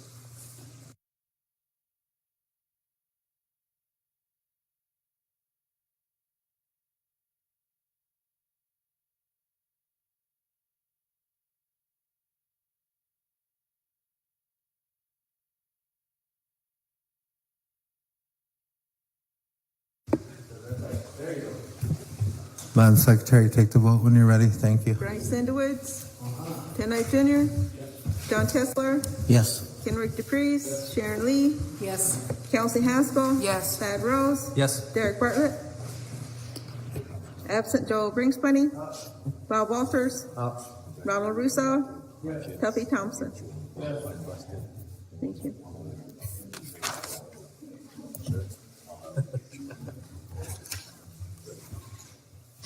Okay, you got 11 yes, 0 no, 0 abstain, one absent. Motion carries. I just want to kind of follow up a little bit on what I was saying about helping the kids. also got a good friend that I've been in. I just want to, follow through with what I was talking about, this fundraising for the kids and reservation people. I have another good friend I've known for 40 years. His name is Willie G. Davison. He owns Harley Davidson. We've been meeting in Sturgis here and there, and out of Prairie Edge and Rapid for many, many years. And then finally, 2 years ago, I talked with his family over in Prairie Edge, and I told him, I said, Willie, I want to make you something, knowing you're all over the world. But we have a reservation in Cheyenne River that, there's a lot of kids over there, aesthetically inclined. Really? Because, yeah. So I'm going to make you and your wife and your kid and your daughter-in-law medallions and hairpieces. They're all done. I'm about ready to package those and send them to him over. And he's gave me his card when I met him that time. He is the emeritus. He is the chief styling officer of the company. So what he got in mind, so I told him what I'm going to make. And this one here is separately, it's almost similar to what requesting from Steph Curry, if he goes for it. And Willie, he's known to work with people all over the world. So my plan is also the same thing, maybe inviting him over here. I'm going to send him a letter saying, this is for you and your wife. And just about a month ago, I just tragically found out his wife passed away about 1.5 years ago. So, I'm going to write a letter to him and saying, I'm sorry, I didn't know. But since he's a good friend of ours, I don't know, something might come out of that because, these pieces are nice. Their logo, everything's on there. Feathers even got 1903 on it. That's when the company was found. So they stand out in orange. These, places like this that we got to envision that, make sure that maybe they might want to come and help the kids or the reservation. His company has potential to have a building made here, and we can have people working there, putting stuff together for his company, but they'll get paid here. So that's kind of a letter I'm going to write him too, to see if he might go for it or not. But that's my next plan. But these are doing things I'm doing for the kids. No, not for fame, not for, whatever. So why not? We're all getting there, some age, but, we think a lot of ideas. So I write it down. I do a lot of writing, dreaming, wishing. And then hopefully those kind of dreams and wishes will become reality, so you guys backing me up. You see, that part there, I would invite Willie over here too. So you never know. That could also be another form of, helping the communities. So I'm just going to, test him, see how far that goes. And I'll write him a letter and I'll, got his email and stuff. I don't know how to do all that. I'm going to have somebody help me. I'll get his response. And then, this coming, Sturgis or before that, whatever, I want to meet with him again. He lost his wife, Nancy. I knew both of them for many years. Of course, that's one of my buddies too. She was very friendly. Along with Prairie Edge, Ray and Rita. I know them for 40 some years since Prairie Edge first came in. So, I just sit at home and I think about stuff like how to help the people. I'm saying it's not for fame. It's just for what we can do for the way out there. We have ideas, and you guys are kind of like the heartbeat of any community that might need things. And this is just one idea, 2 ideas that I want to share with you guys. Thank you for letting me have the floor.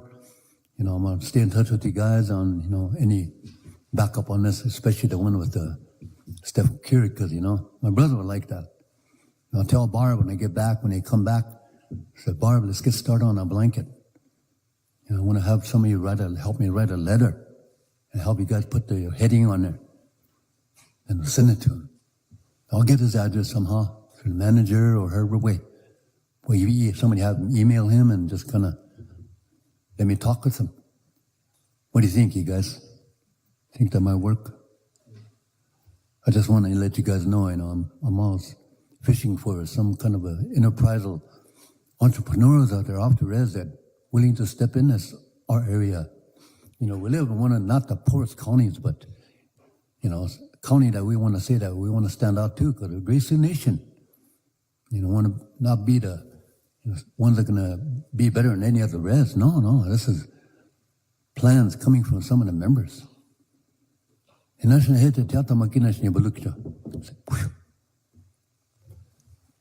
I don't know, I just had good bosses, Clyde Low Dog. People that say, well, sit down and come up with something that has, meaning or feeling. He goes, how's that, Clyde? He goes, well, he said, write this down. I wrote it down. He said, I'm going to type it for you, laminate it, keep it, show that every now and then. So what is it? It might be too deep. It might be too hard to work with. No, it isn't. He said, to those that believe in, how do you say? To those that believe in good. To those that believe in something. And then to the ones that go beyond present routine. What's going on now, but we go beyond that, he said.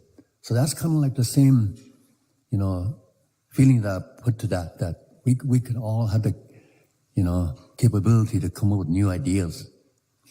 To the ones that believe, to the ones that, feel for this. I don't know, I just sit at home and saying things are going to happen. It just makes you feel good that we're still part of this place before we do lift or get taken away. And I sit at home and think about that. So anyhow, hope it all made sense and thank you guys for giving me the floor. And I'll let you guys in on Willie G's response on that because, I want to send that off and I want to connect with these guys to make Bishan River, one of the, recipients of the friends of those ones out there. So, Don, you guys, thank you for giving me the floor, okay?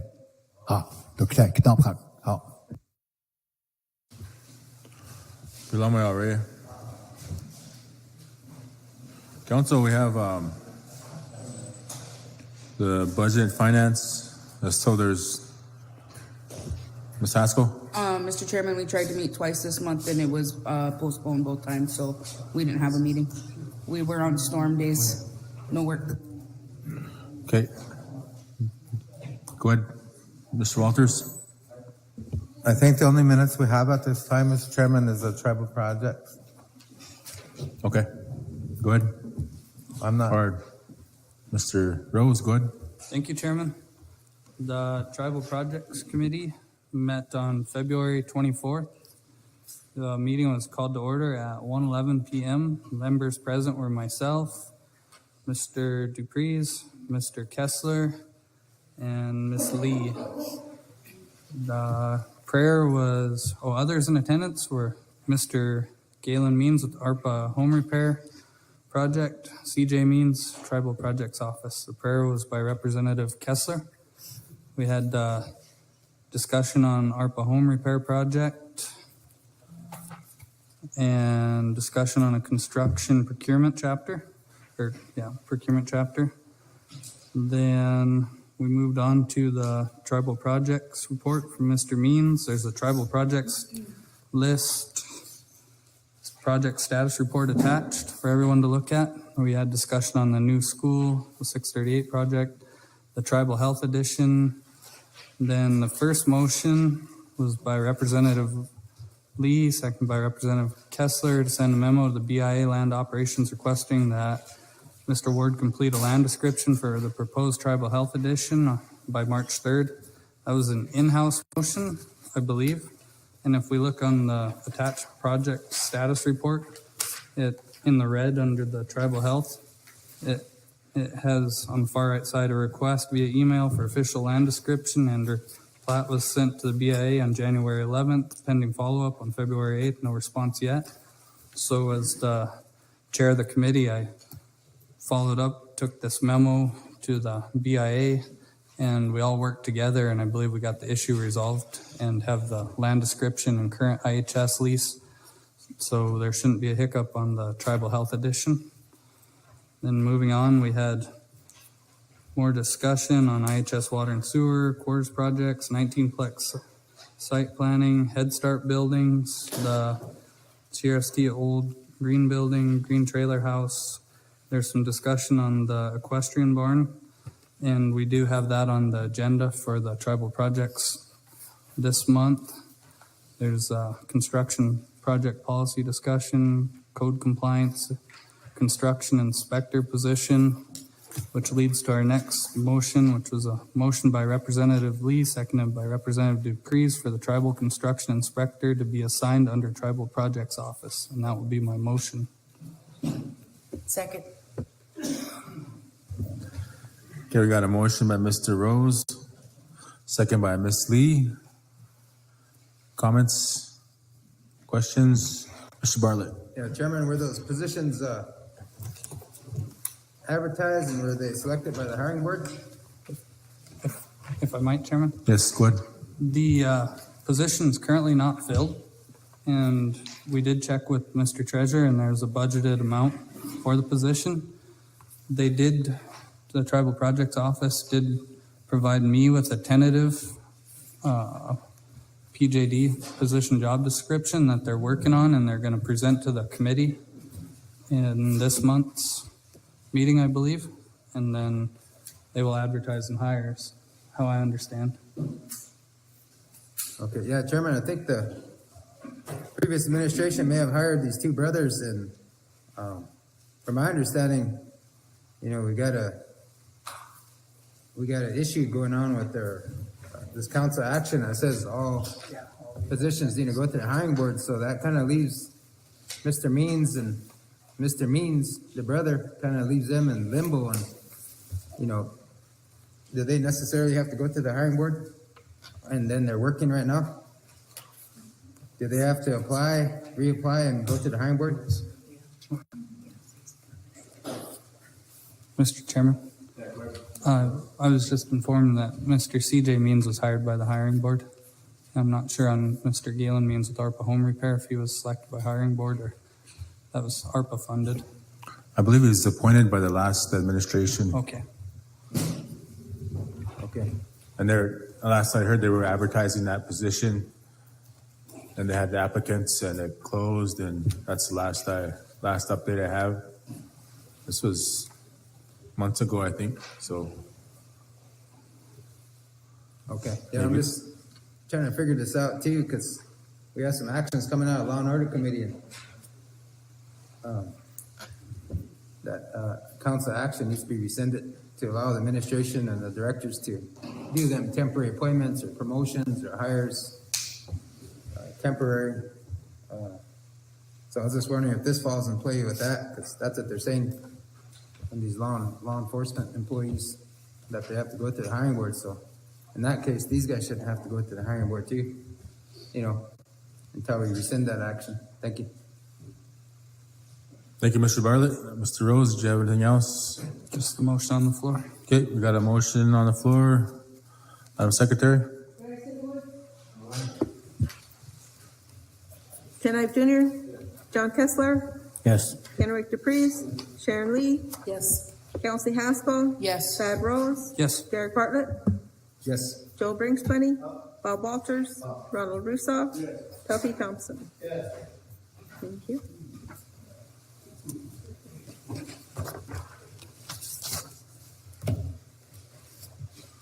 Twelve yes, 0 no, 0 abstain, 0 absent. Motion carries. Mr. Rose? Okay, carrying on, there's bulleted underneath there is contract protocols.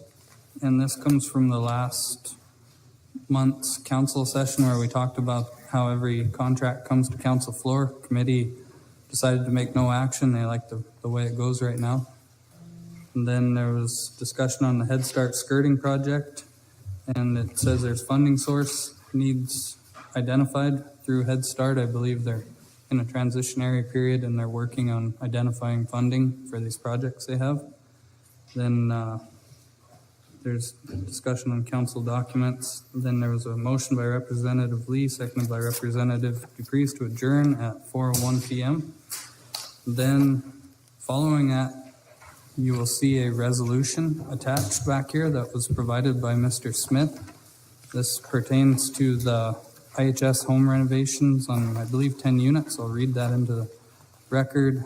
I'm going to start at the second. Whereas the tribe, in order to establish its tribal organization, to conserve its tribal property, to develop its common resources, and to promote the general welfare of its people, has ordained and established a constitution and bylaws, and whereas the Indian Health Service has appropriated $582,702.30 for the renovation of 10 staffing quarters for the benefit of Cheyenne River Sioux tribal members, and whereas the Cheyenne River Sioux tribe has the knowledge and skill to effectively solicit for and oversee the renovation of the 10 staffing quarters units, and whereas it is the desire of the Cheyenne River Sioux Tribal Council to actively engage in the renovation of the 10 now, therefore be it resolved.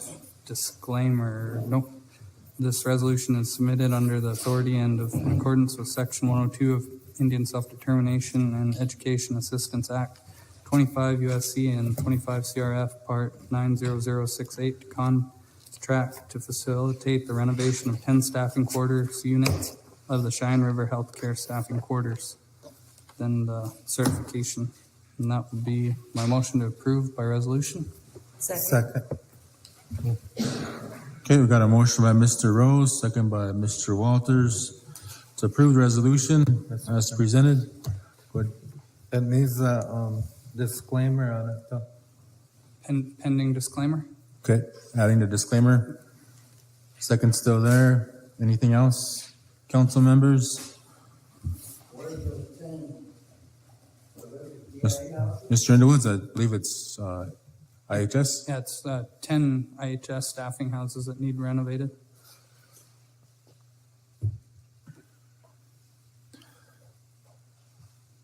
Any other comments or questions? Madam Secretary?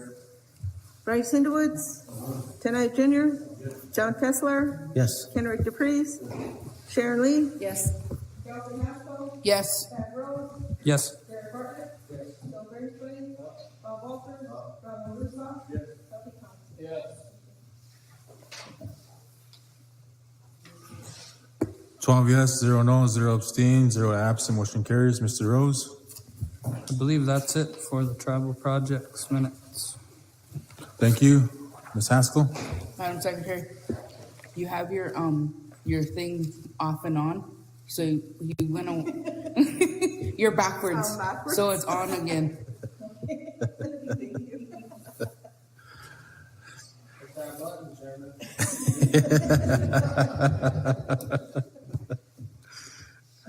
Any other minutes, council? Do we have any more minutes to go through? Yes, sir. I got Wisdom Keepers. Good.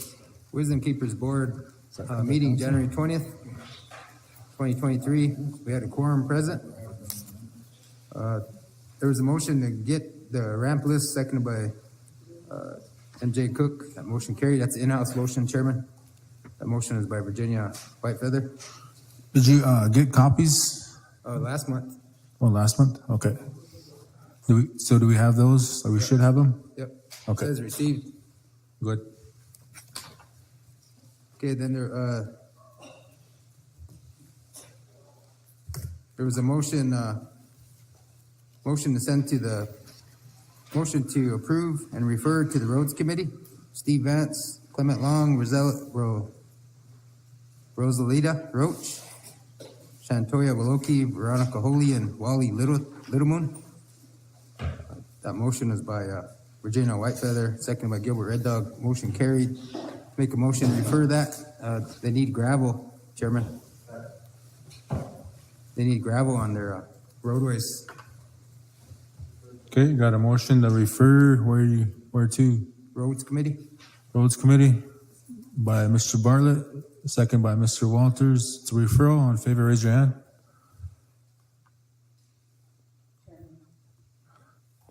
Yes.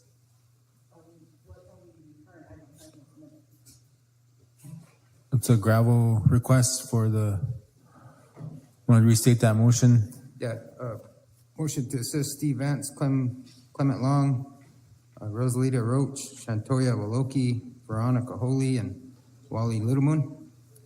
They're requesting for gravel. Can I get a copy of those minutes? Yeah, And who made the motion and who seconded? Virginia Whitefeather, second by Gilbert Red Dog.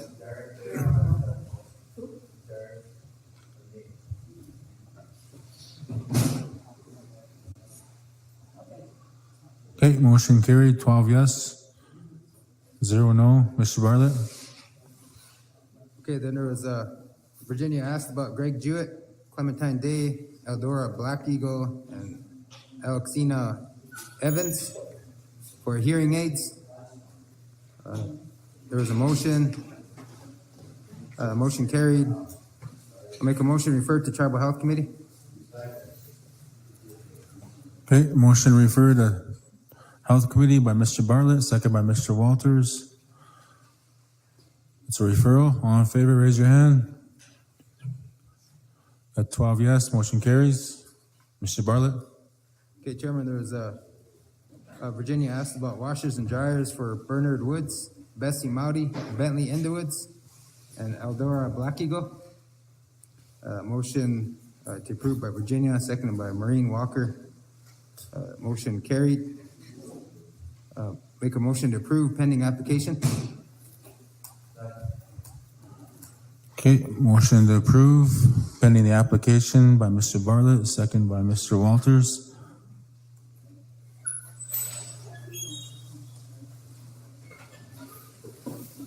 What was the, can you restate that again? Bernard Woods, Bessie Mowdy, Bentley Indowoods, and Eldora Black Eagle for washers and dryers. Gotcha. Any comments on the motion, council members? Yes, ma'am, go ahead, Ms. Haskell. I just have a question. Is that part of human services? Will that then come through there, or does Wolacota? No, sorry, I'm just wondering. Wisdom Keepers. Or yeah, Wisdom Keepers, does that? Yep. They'll fill out an application down at Support Services through the Elder Program. Okay. Any other comments? Yeah. Madam Secretary? It's a motion to approve pending application for washers and dryers for those elders stated.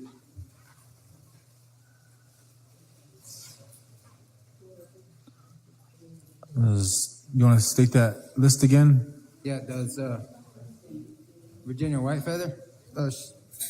She asked about washers and dryers for Bernard Woods, Bessie Mowdy, Bentley Indowoods, and Eldora Black Eagle.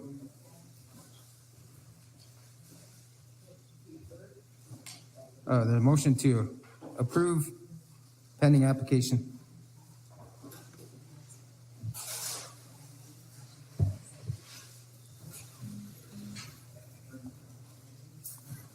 Madam Secretary, whenever you're ready. Bryce Indowoods, Tenai Junior, John Kessler. Absent Kenrick DePreez, Sharon Lee, Yes. Kelsey Haskell, Yes. Thad Rose, Yes. Derek Bartlett, Joe Brinkspunny, Bob Walters, Ronald Russo, Tuffy Thompson. Thank you.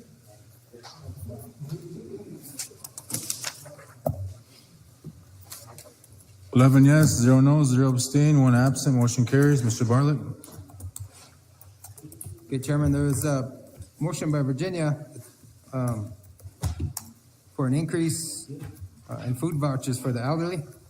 And discussion was either 100 or 50, and the elders decided on $50 increase. And motion was to refer to Budget Committee. And that motion did carry. It doesn't reflect in the minutes, but I was at the meeting. So it's a $50 increase for the elderly food vouchers. Make a motion to refer to Budget and Finance Committee. Got a motion to refer by Mr. Bartlett. Is there a second?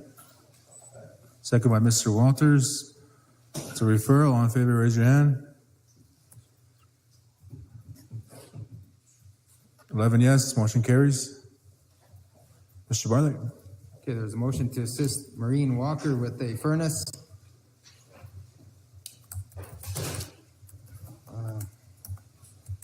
Virginia Whitefeather made a motion, second by Gilbert Red Dog. Motion carried. Make a motion to approve Maureen Walker for a furnace. Okay, we got a motion by Mr. Bartlett, a second by Mr. Walters. And go ahead, Mr. Walters. Mr. Chairman, I think they were going down there today.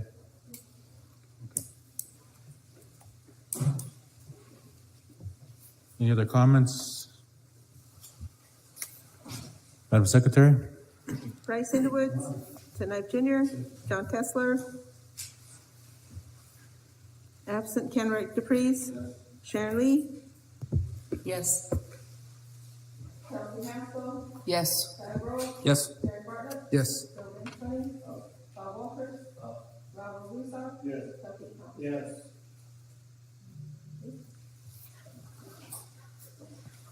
Okay, 11 yes, 0 no, 0 abstain, 1 absent. Motion carries. Mr. Bartlett? Okay, there was a motion by Gilbert Red Dog, motion to look at other options for Christmas, for the elderly. Discussion was blankets and, either a blanket or $100, food voucher or $100, gas voucher or increase in their stipend for that month. So motion to refer to the administration and executives.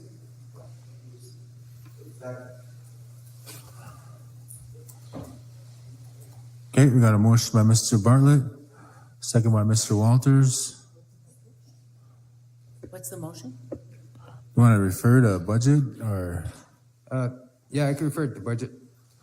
was to look at other options for Christmas?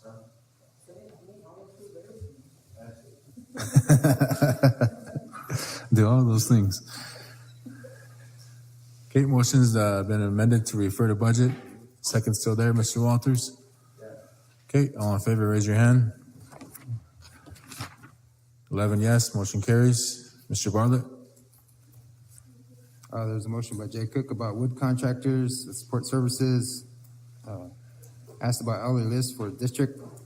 They represent Joseph Lafferty, Aaron Red Dog, Kathy Red Dog to get septic tanks pumped.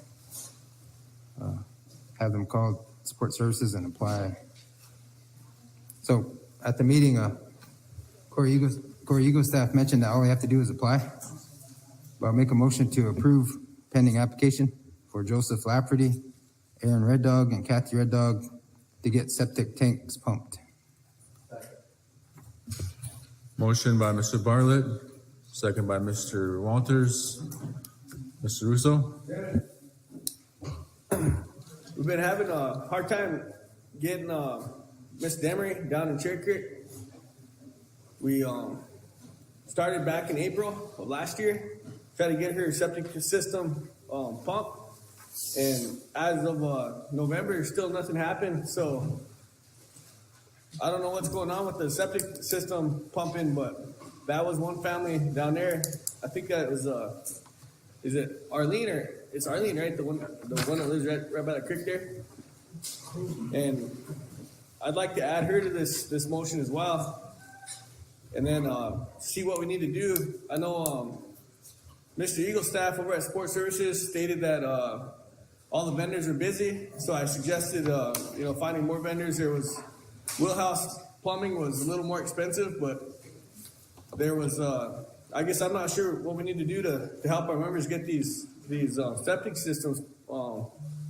But when they don't have a septic system, they don't have sewer in their house, so their sewer's backing up and they can't use their bathrooms, and this creates a health crisis within that family. And I wish that we could help them a lot better. But I want to add her to this list because she's been waiting since April. Thank you, Chairman. Any other comments? Ms. Haskell, go ahead. I have a question. Part of the septic pumping issue is winter, and a lot of people won't pump during the winter. But if Ferguson Septic is one of your contractors, I could make a phone call and see on our next weather streak if we could get those done, if that's something, if they're a part of our contracting.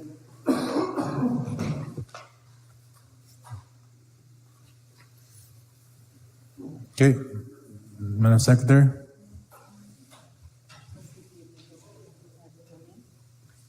Oh, I'm sorry. Derek, do you want to include that? Yes. Tribal member, tribal elder? Yep. Okay, motion's been amended, second still there, Mr. Walters, thank you. Madam Secretary, go ahead.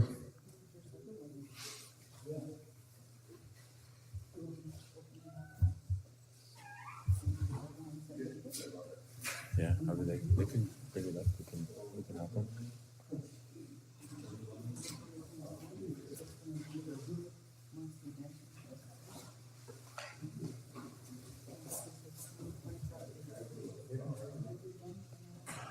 Mr. Bartlett, you want to amend that motion again to include any other elders that request this service? Yeah. Okay, motion's been amended, second still there. Madam Secretary?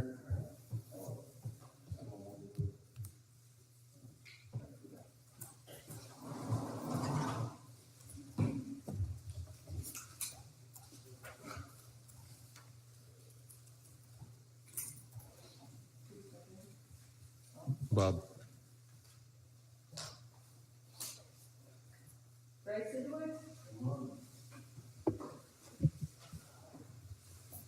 Ken Knight Jr. John Kessler. Absent Kenrick DePreez. Sharon Lee. Yes. Kelsey Haskell. Yes. Thad Rose. Yes. Derek Bartlett. Joe Brinkspany. Bob Walters. Ronald Russo. Tuffy Thompson. Thank you. 11 yes, 0 no, 0 abstain, 1 absent, motion carries. Mr. Bartlett? Motion to assist Tony and Amy Guerrero out of here. Speaking of Zara, I'm going to contact them and try to. Okay, we got a motion. Is there a second? Second by Mr. Walters. Discussion. Chairman, the two elders have been waiting several years for about 1 year. We called them again today on the breakdown.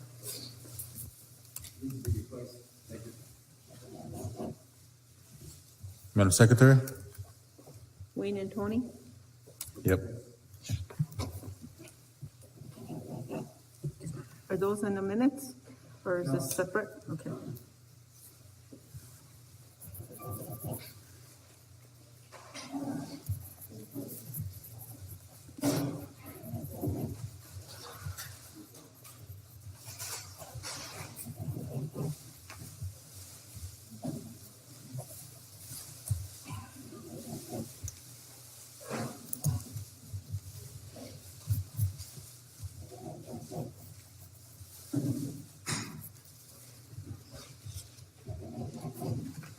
Bryson Woods. Ken Knight Jr. John Kessler. Absent Kenrick DePreez. Sharon Lee. Yes. Kelsey Haskell. Yes. Thad Rose. Yes. Derek Bartlett. Joe Brinkspany. Bob Walters. Ronald Russo. Tuffy Thompson. Okay.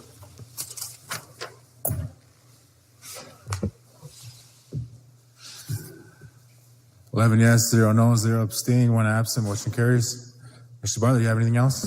Yeah, Chairman, that's everything. Thank you. Thank you for the report. Council, I think we got some more minutes. Chairman? Just in time, go ahead. The EDC minutes, I didn't get a chance to look at them yet, and we made copies and brought them over.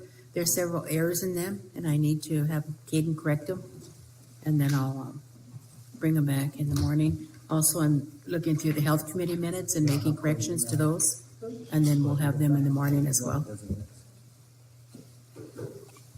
So you want to review those and make your edits and then bring them back? Okay, is there any other minutes we have here? Looks like education. Mr. Kessler?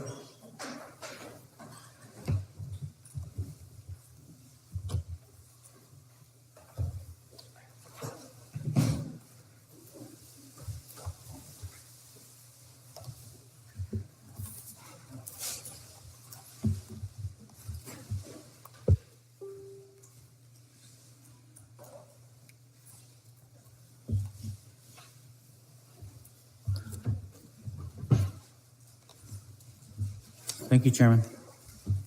Education Committee, March 3rd, 2023. was held at the Education Agency Conference Room. Members present was Representatives Lee, Knife, Dupreez, and Haskell, as well as myself. Also in attendance at the meeting was Dupreez School, Keith Fodness, Superintendent, his assistant Amber. Also was Angel Lee, Rapid City Area Schools Title VI Program, as well as Deanne Lawrence, our Education Services, Chip Gunville, Title I, Jennifer Bowman, CEB Schools, Kara Forbear, 20-1, and Don Morrow, Head Start. Opening prayers were by Mr. Dupreez. Also, we had Mr. Fondness from the superintendent with his assistant presented to the committee a request for support on the 21st Century Grant After School Program. The grant has been providing students with snack, academic achievements, and playground time after school. The school is applying once again and required to consult with local officials. The application is due March 24th. They're trying to submit by the 22nd. It is a 5-year grant. The grant allows services to grades K through 12. They're making sure children in the communities participate. Children are bused home, and this service is rotated by community throughout the week. It is a STEM-based program. They concentrate on family engagement with high-yield activities. This round, they are applying for $100,000 to $150,000. It is a competitive cycle. 14 sites were funded previously. The state has enough to fund 5 to 7 sites. We had a motion by Representative Lee, seconded by Representative Priest, to support the grant application for the Dupreez School 21st Century Grant Snapshot. That's my motion, Chairman. Got a motion by Mr. Kessler, second by Ms. Haskell. Discussion, comments? Madam Secretary? Bryson Woods, Kenneth Jr., John Kessler, Yes. Henry Dupreez, Sharon Lee, Yes. Kelsey Haskell, Yes. Thad Rose, Yes. Derek Bartlett, Joe Bringsmoney, Bob Walters, absent Ronald Russo, Tuffy Thompson. Thank you.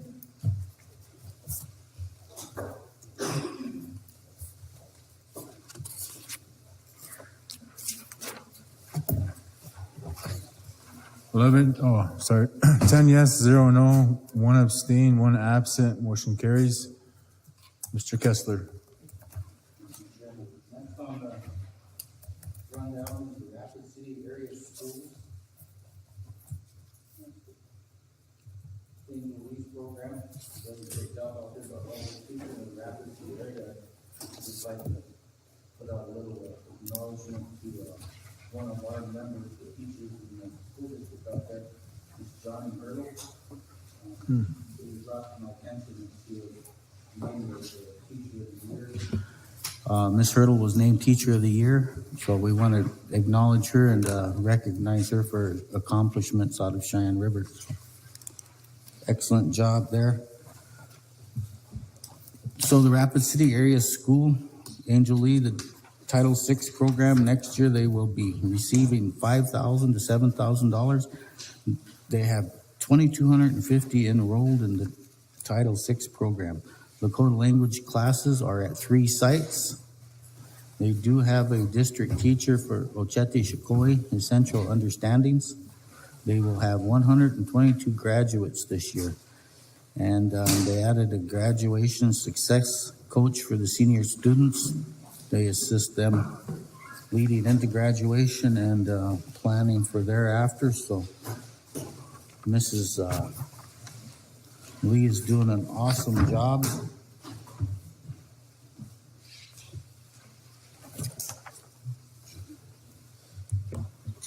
So So we got a motion by Representative Lee, second by Representative Haskell to support the 2022-2026 Title VI grant for the Rapid City area schools. That's my motion. Motion by Mr. Kessler, second by Mr. Brinksplenny.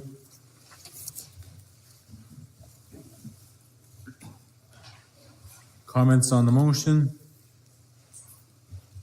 Madam Secretary? Bryce Underwoods. Ken Ive Jr. John Kessler. Yes. Kenrick DePreez. Sharon Lee. Yes. Chelsea Haskell. Yes. Zach Rose. Yes. Eric Carter. Yes. Joe Brinkman. Bob Walters. Pop. Ronald Russo. Tuffy Thompson.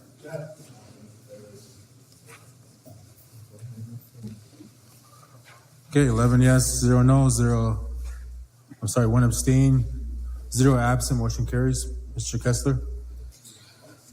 Thank you, Chairman. The next motion was to go into executive. It had to do with appeals for higher ed and CRST. Those are in-house activities. So we will move down past those.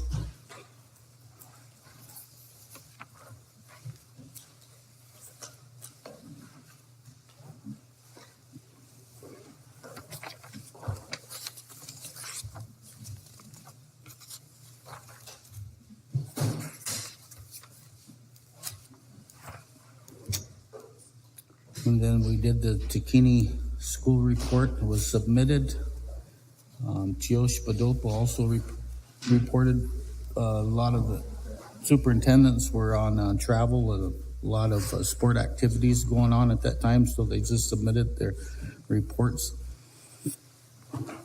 And then we had Mrs. Bowman from the CEB schools, reports attached. She talked about the Abbott program, social emotional programming. Sounded like a real good activity that they're working toward, taking students out for plays and dinners off the reservation and engaging in things of that nature.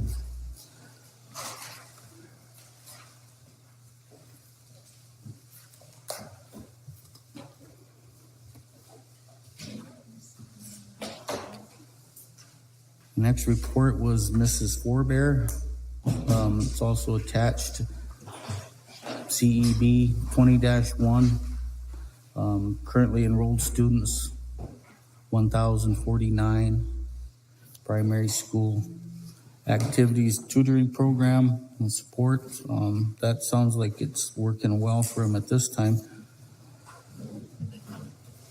And their archery program competed regionally. She was excited about that, and that's always something that we encourage is to keep up the archery team. Saturday school programs, of course, they're doing 2 sessions a month, and they have been successful. We've been doing some scavenger hunts, cultural crafts, cafeteria projects, doing the community meals, which is a good thing. It brings people together. Hopefully the parents are staying involved. And then the facilities report, their goal is to increase housing for education staff. They did purchase land south of the current facility, south of the school on the end of Main. They're planning a housing project for their staff. Recruiting, they're expanding on the local applicants and work toward growing within our own population. She would like to see the teacher's education program revised. High school position for CTEs, learning a lot about why they come to school and the careers that are out there. Mary Miller Whitebow has done an excellent job with this program. They also offer job shadowing, which she is actively recruiting sites. Ms. Forber had recently completed the National School Superintendent Program, so that's a big thing for Ms. Forbear, so we congratulated her for that. And if you see her somewhere, let her know you're thinking about her. Education agency, Dr. Farley presented two resolutions for the committee's consideration. They're attached. I'll read those in if I can find them back here.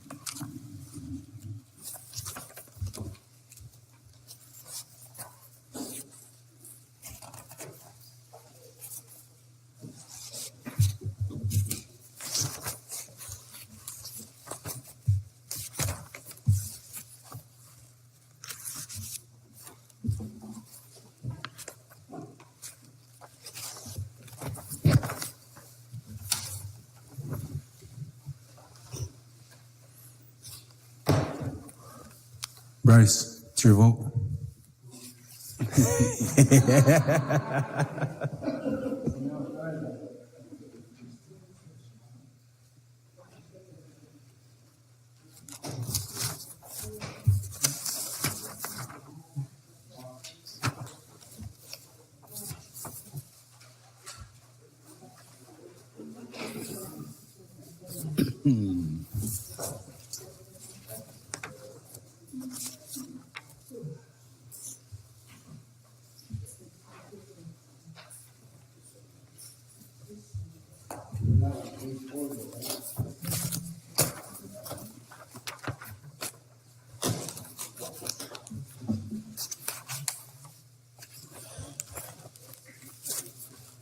The first one that I'll read into the record, these are support of resolutions that they hope to send to Washington, D.C.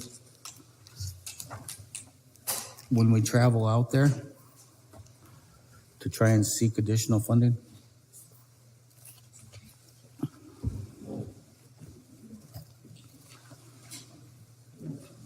I'll start at the fourth whereas. Whereas the Cheyenne River Sioux Tribe passed a resolution on January 5th, 2021, requesting the forward funding of education funds that are meant to support the tribes and their tribal members. And whereas South Dakota Representative Dusty Johnson on April 30th, 2021, advocated on behalf of the Lower Brule and Crow Creek tribes, which would also benefit all of the federally recognized tribes, supporting the forward funding of the scholarships and adult education, special higher education scholarships, and science postgraduate scholarship fund, and mailed this letter to the Honorable Chili Pingree and the Honorable David Joyce. And whereas the Cheyenne River Sioux Tribe recognizes and appreciates that Congress has taken action to forward fund the Indian education programs as titled in the government green book. You got ISEP, Education Program Enhancements, Tribal Education Department, Student Transportation, Early Childhood and Family Development, Tribal Grant Support Cost, Haskell and SIPI, Tribal Colleges and Universities, and Tribal Technical Colleges.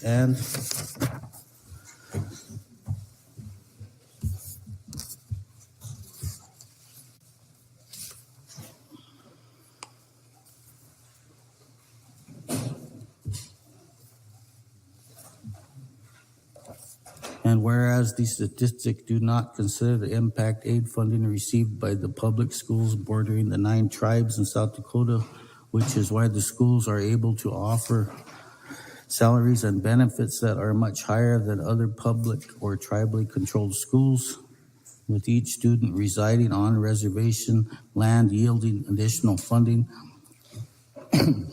above the local school tax and state aid based on a complex formula that can generate more than the current ISEP allocation for a WSU. And whereas South Dakota General State Aid calculations for public schools establishes a targeted teacher compensation of $55,756 and salary and benefits of $71,926. And whereas when ISEP funds are used to cover the cost of O&M, it reduces the amount of available funds for teachers and curriculum needed in the classroom.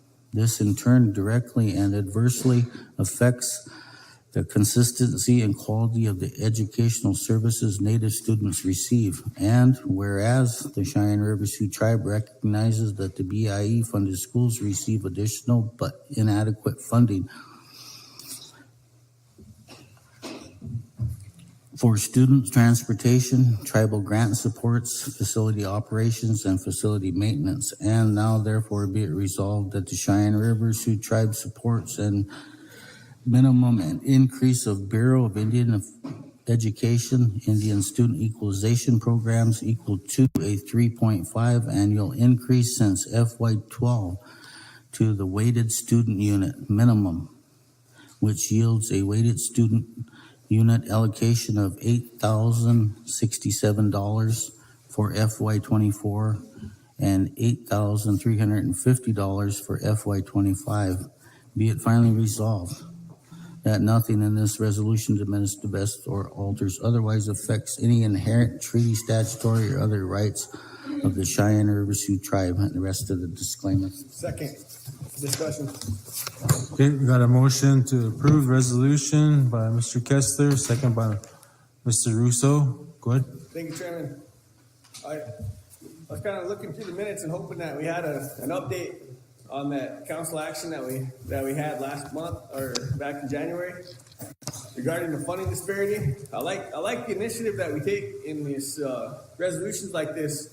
I wish we would do the same when we're talking about, the facts that we were able to generate using data from each school on this reservation.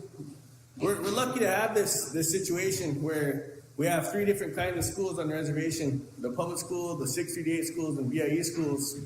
And we even have a cooperative school, which is kind of a mixture of 638 and BIE, or not 638, but a public school and BIE. And why can't we take this kind of initiative and really make a big impact? This 3.5%, we recognize all these shortfalls, but we're still not addressing the problem. And that's what I'm upset about is that, what's it going to take for us to recognize that impact aid is a solution, completely, without a doubt, is a solution. And the way we can get impact aid is by going public.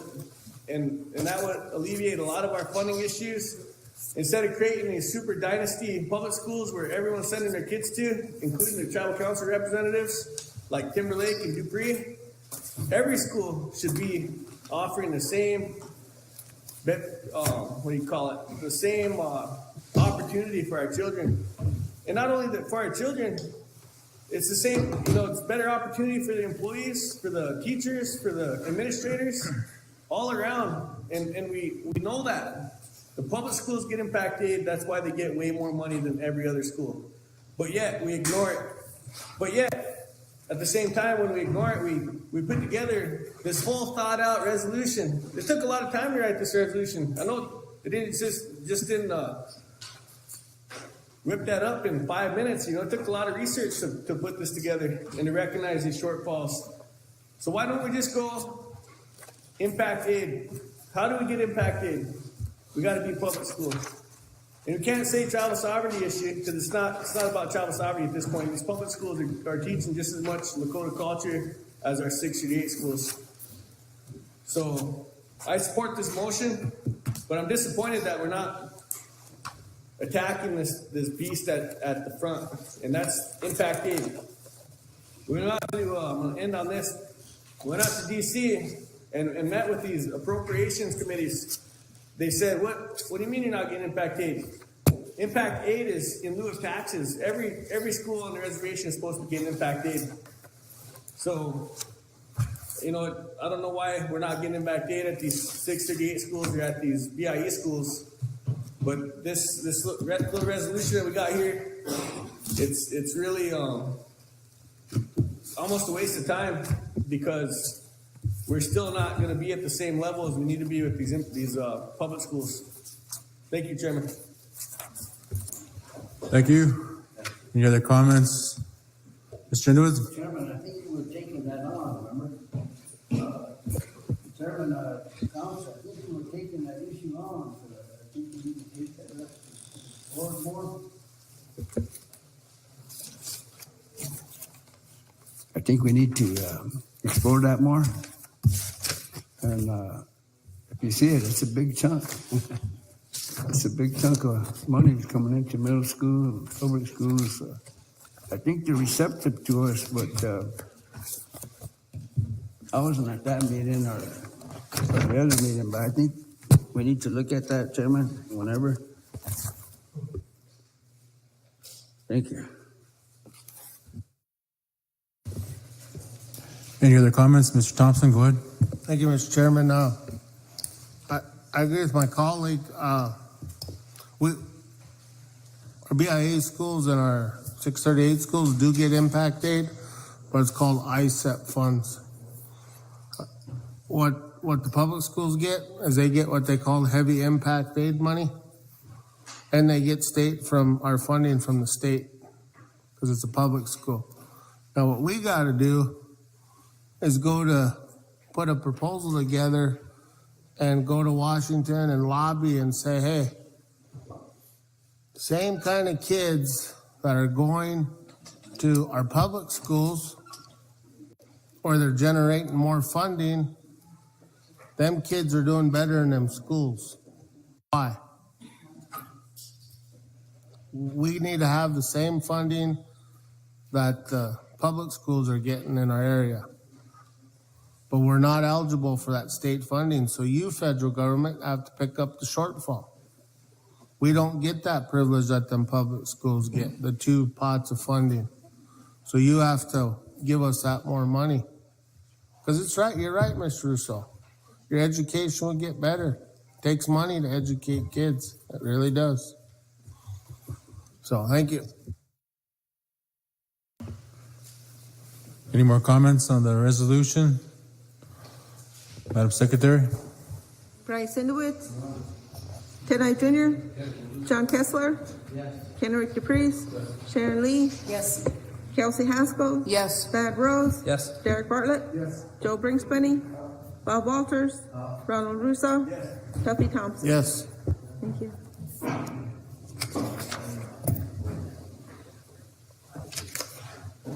Twelve yes, 0 no, 0 abstain, 0 absent. Motion carries. Mr. Kessler?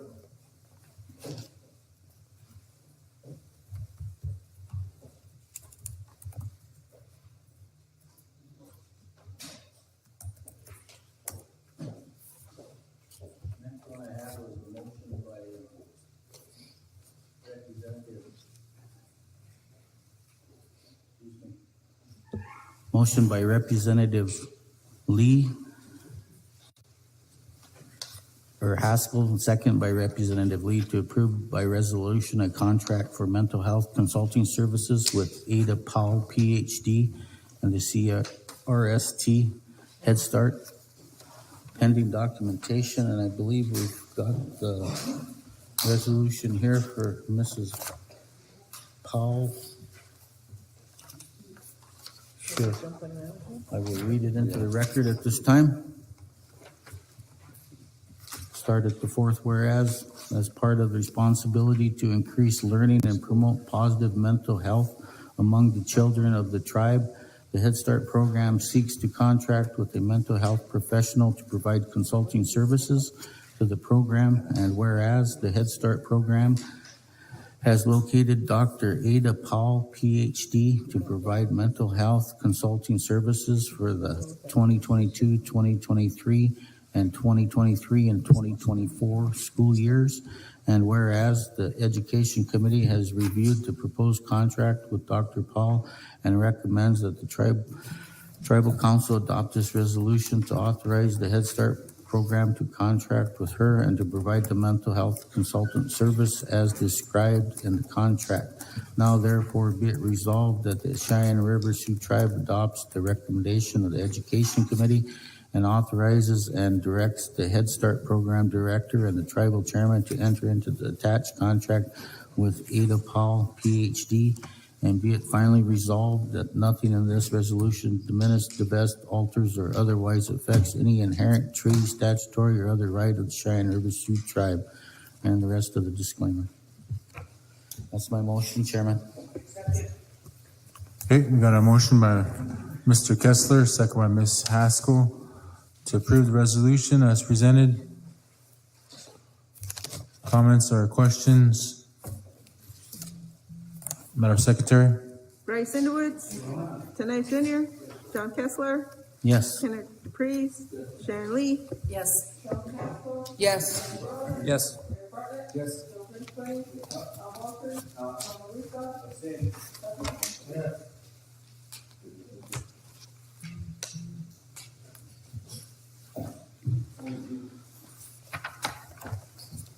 Okay, 11 yes, 0 no, 1 abstain, 0 absent, motion carries. Mr. Kessler? Thank you, Chairman. Motion by Representative Lee, second by Representative Knife to approve the 2023 January Head Start budget. That's my motion. Second. Okay, motion by Mr. Kessler, second by Ms. Lee, approve the Head Start budget. Comments or questions?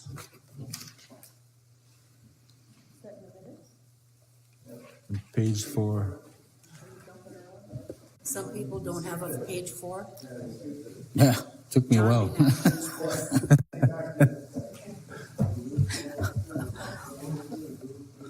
Do I we, got one now. Mr. Kessler, do we still approve the budget monthly for Head Start? Is that gonna continue that practice? Because I know that was part of the reimbursement. Yeah. I think we could probably take that back to committee next and consider not at this time, but for now, I suppose we. Yeah. Okay. Call for the vote, Madam Secretary, whenever you're ready. Bryce Underwood, Tanay Junior, John Kessler, Yes. Kenneth DePreez, Sharon Lee, Yes. Johnson Haskell, Yes. Guy Rose, Yes. Jim Bartlett, Bill Brisbane, Bob Walters, Russo, Tuffy Thompson.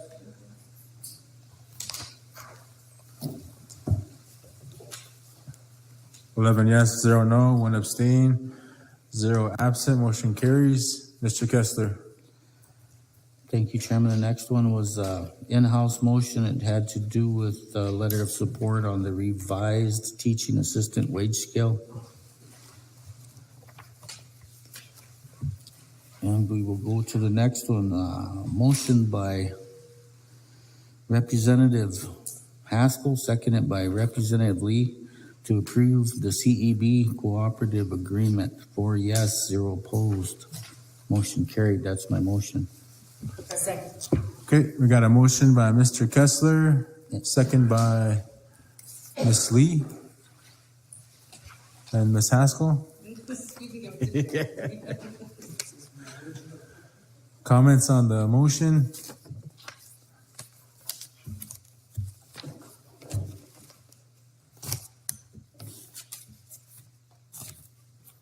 Good motion. We'll call for the vote. Madam Secretary? John Kessler, Yes. Kenneth DePreez, Sharon Lee, Yes. Johnson Haskell, Yes. Guy Rose, Yes. Jim Bartlett, Bill Brisbane, Bob Walters, Russo, Tuffy Thompson.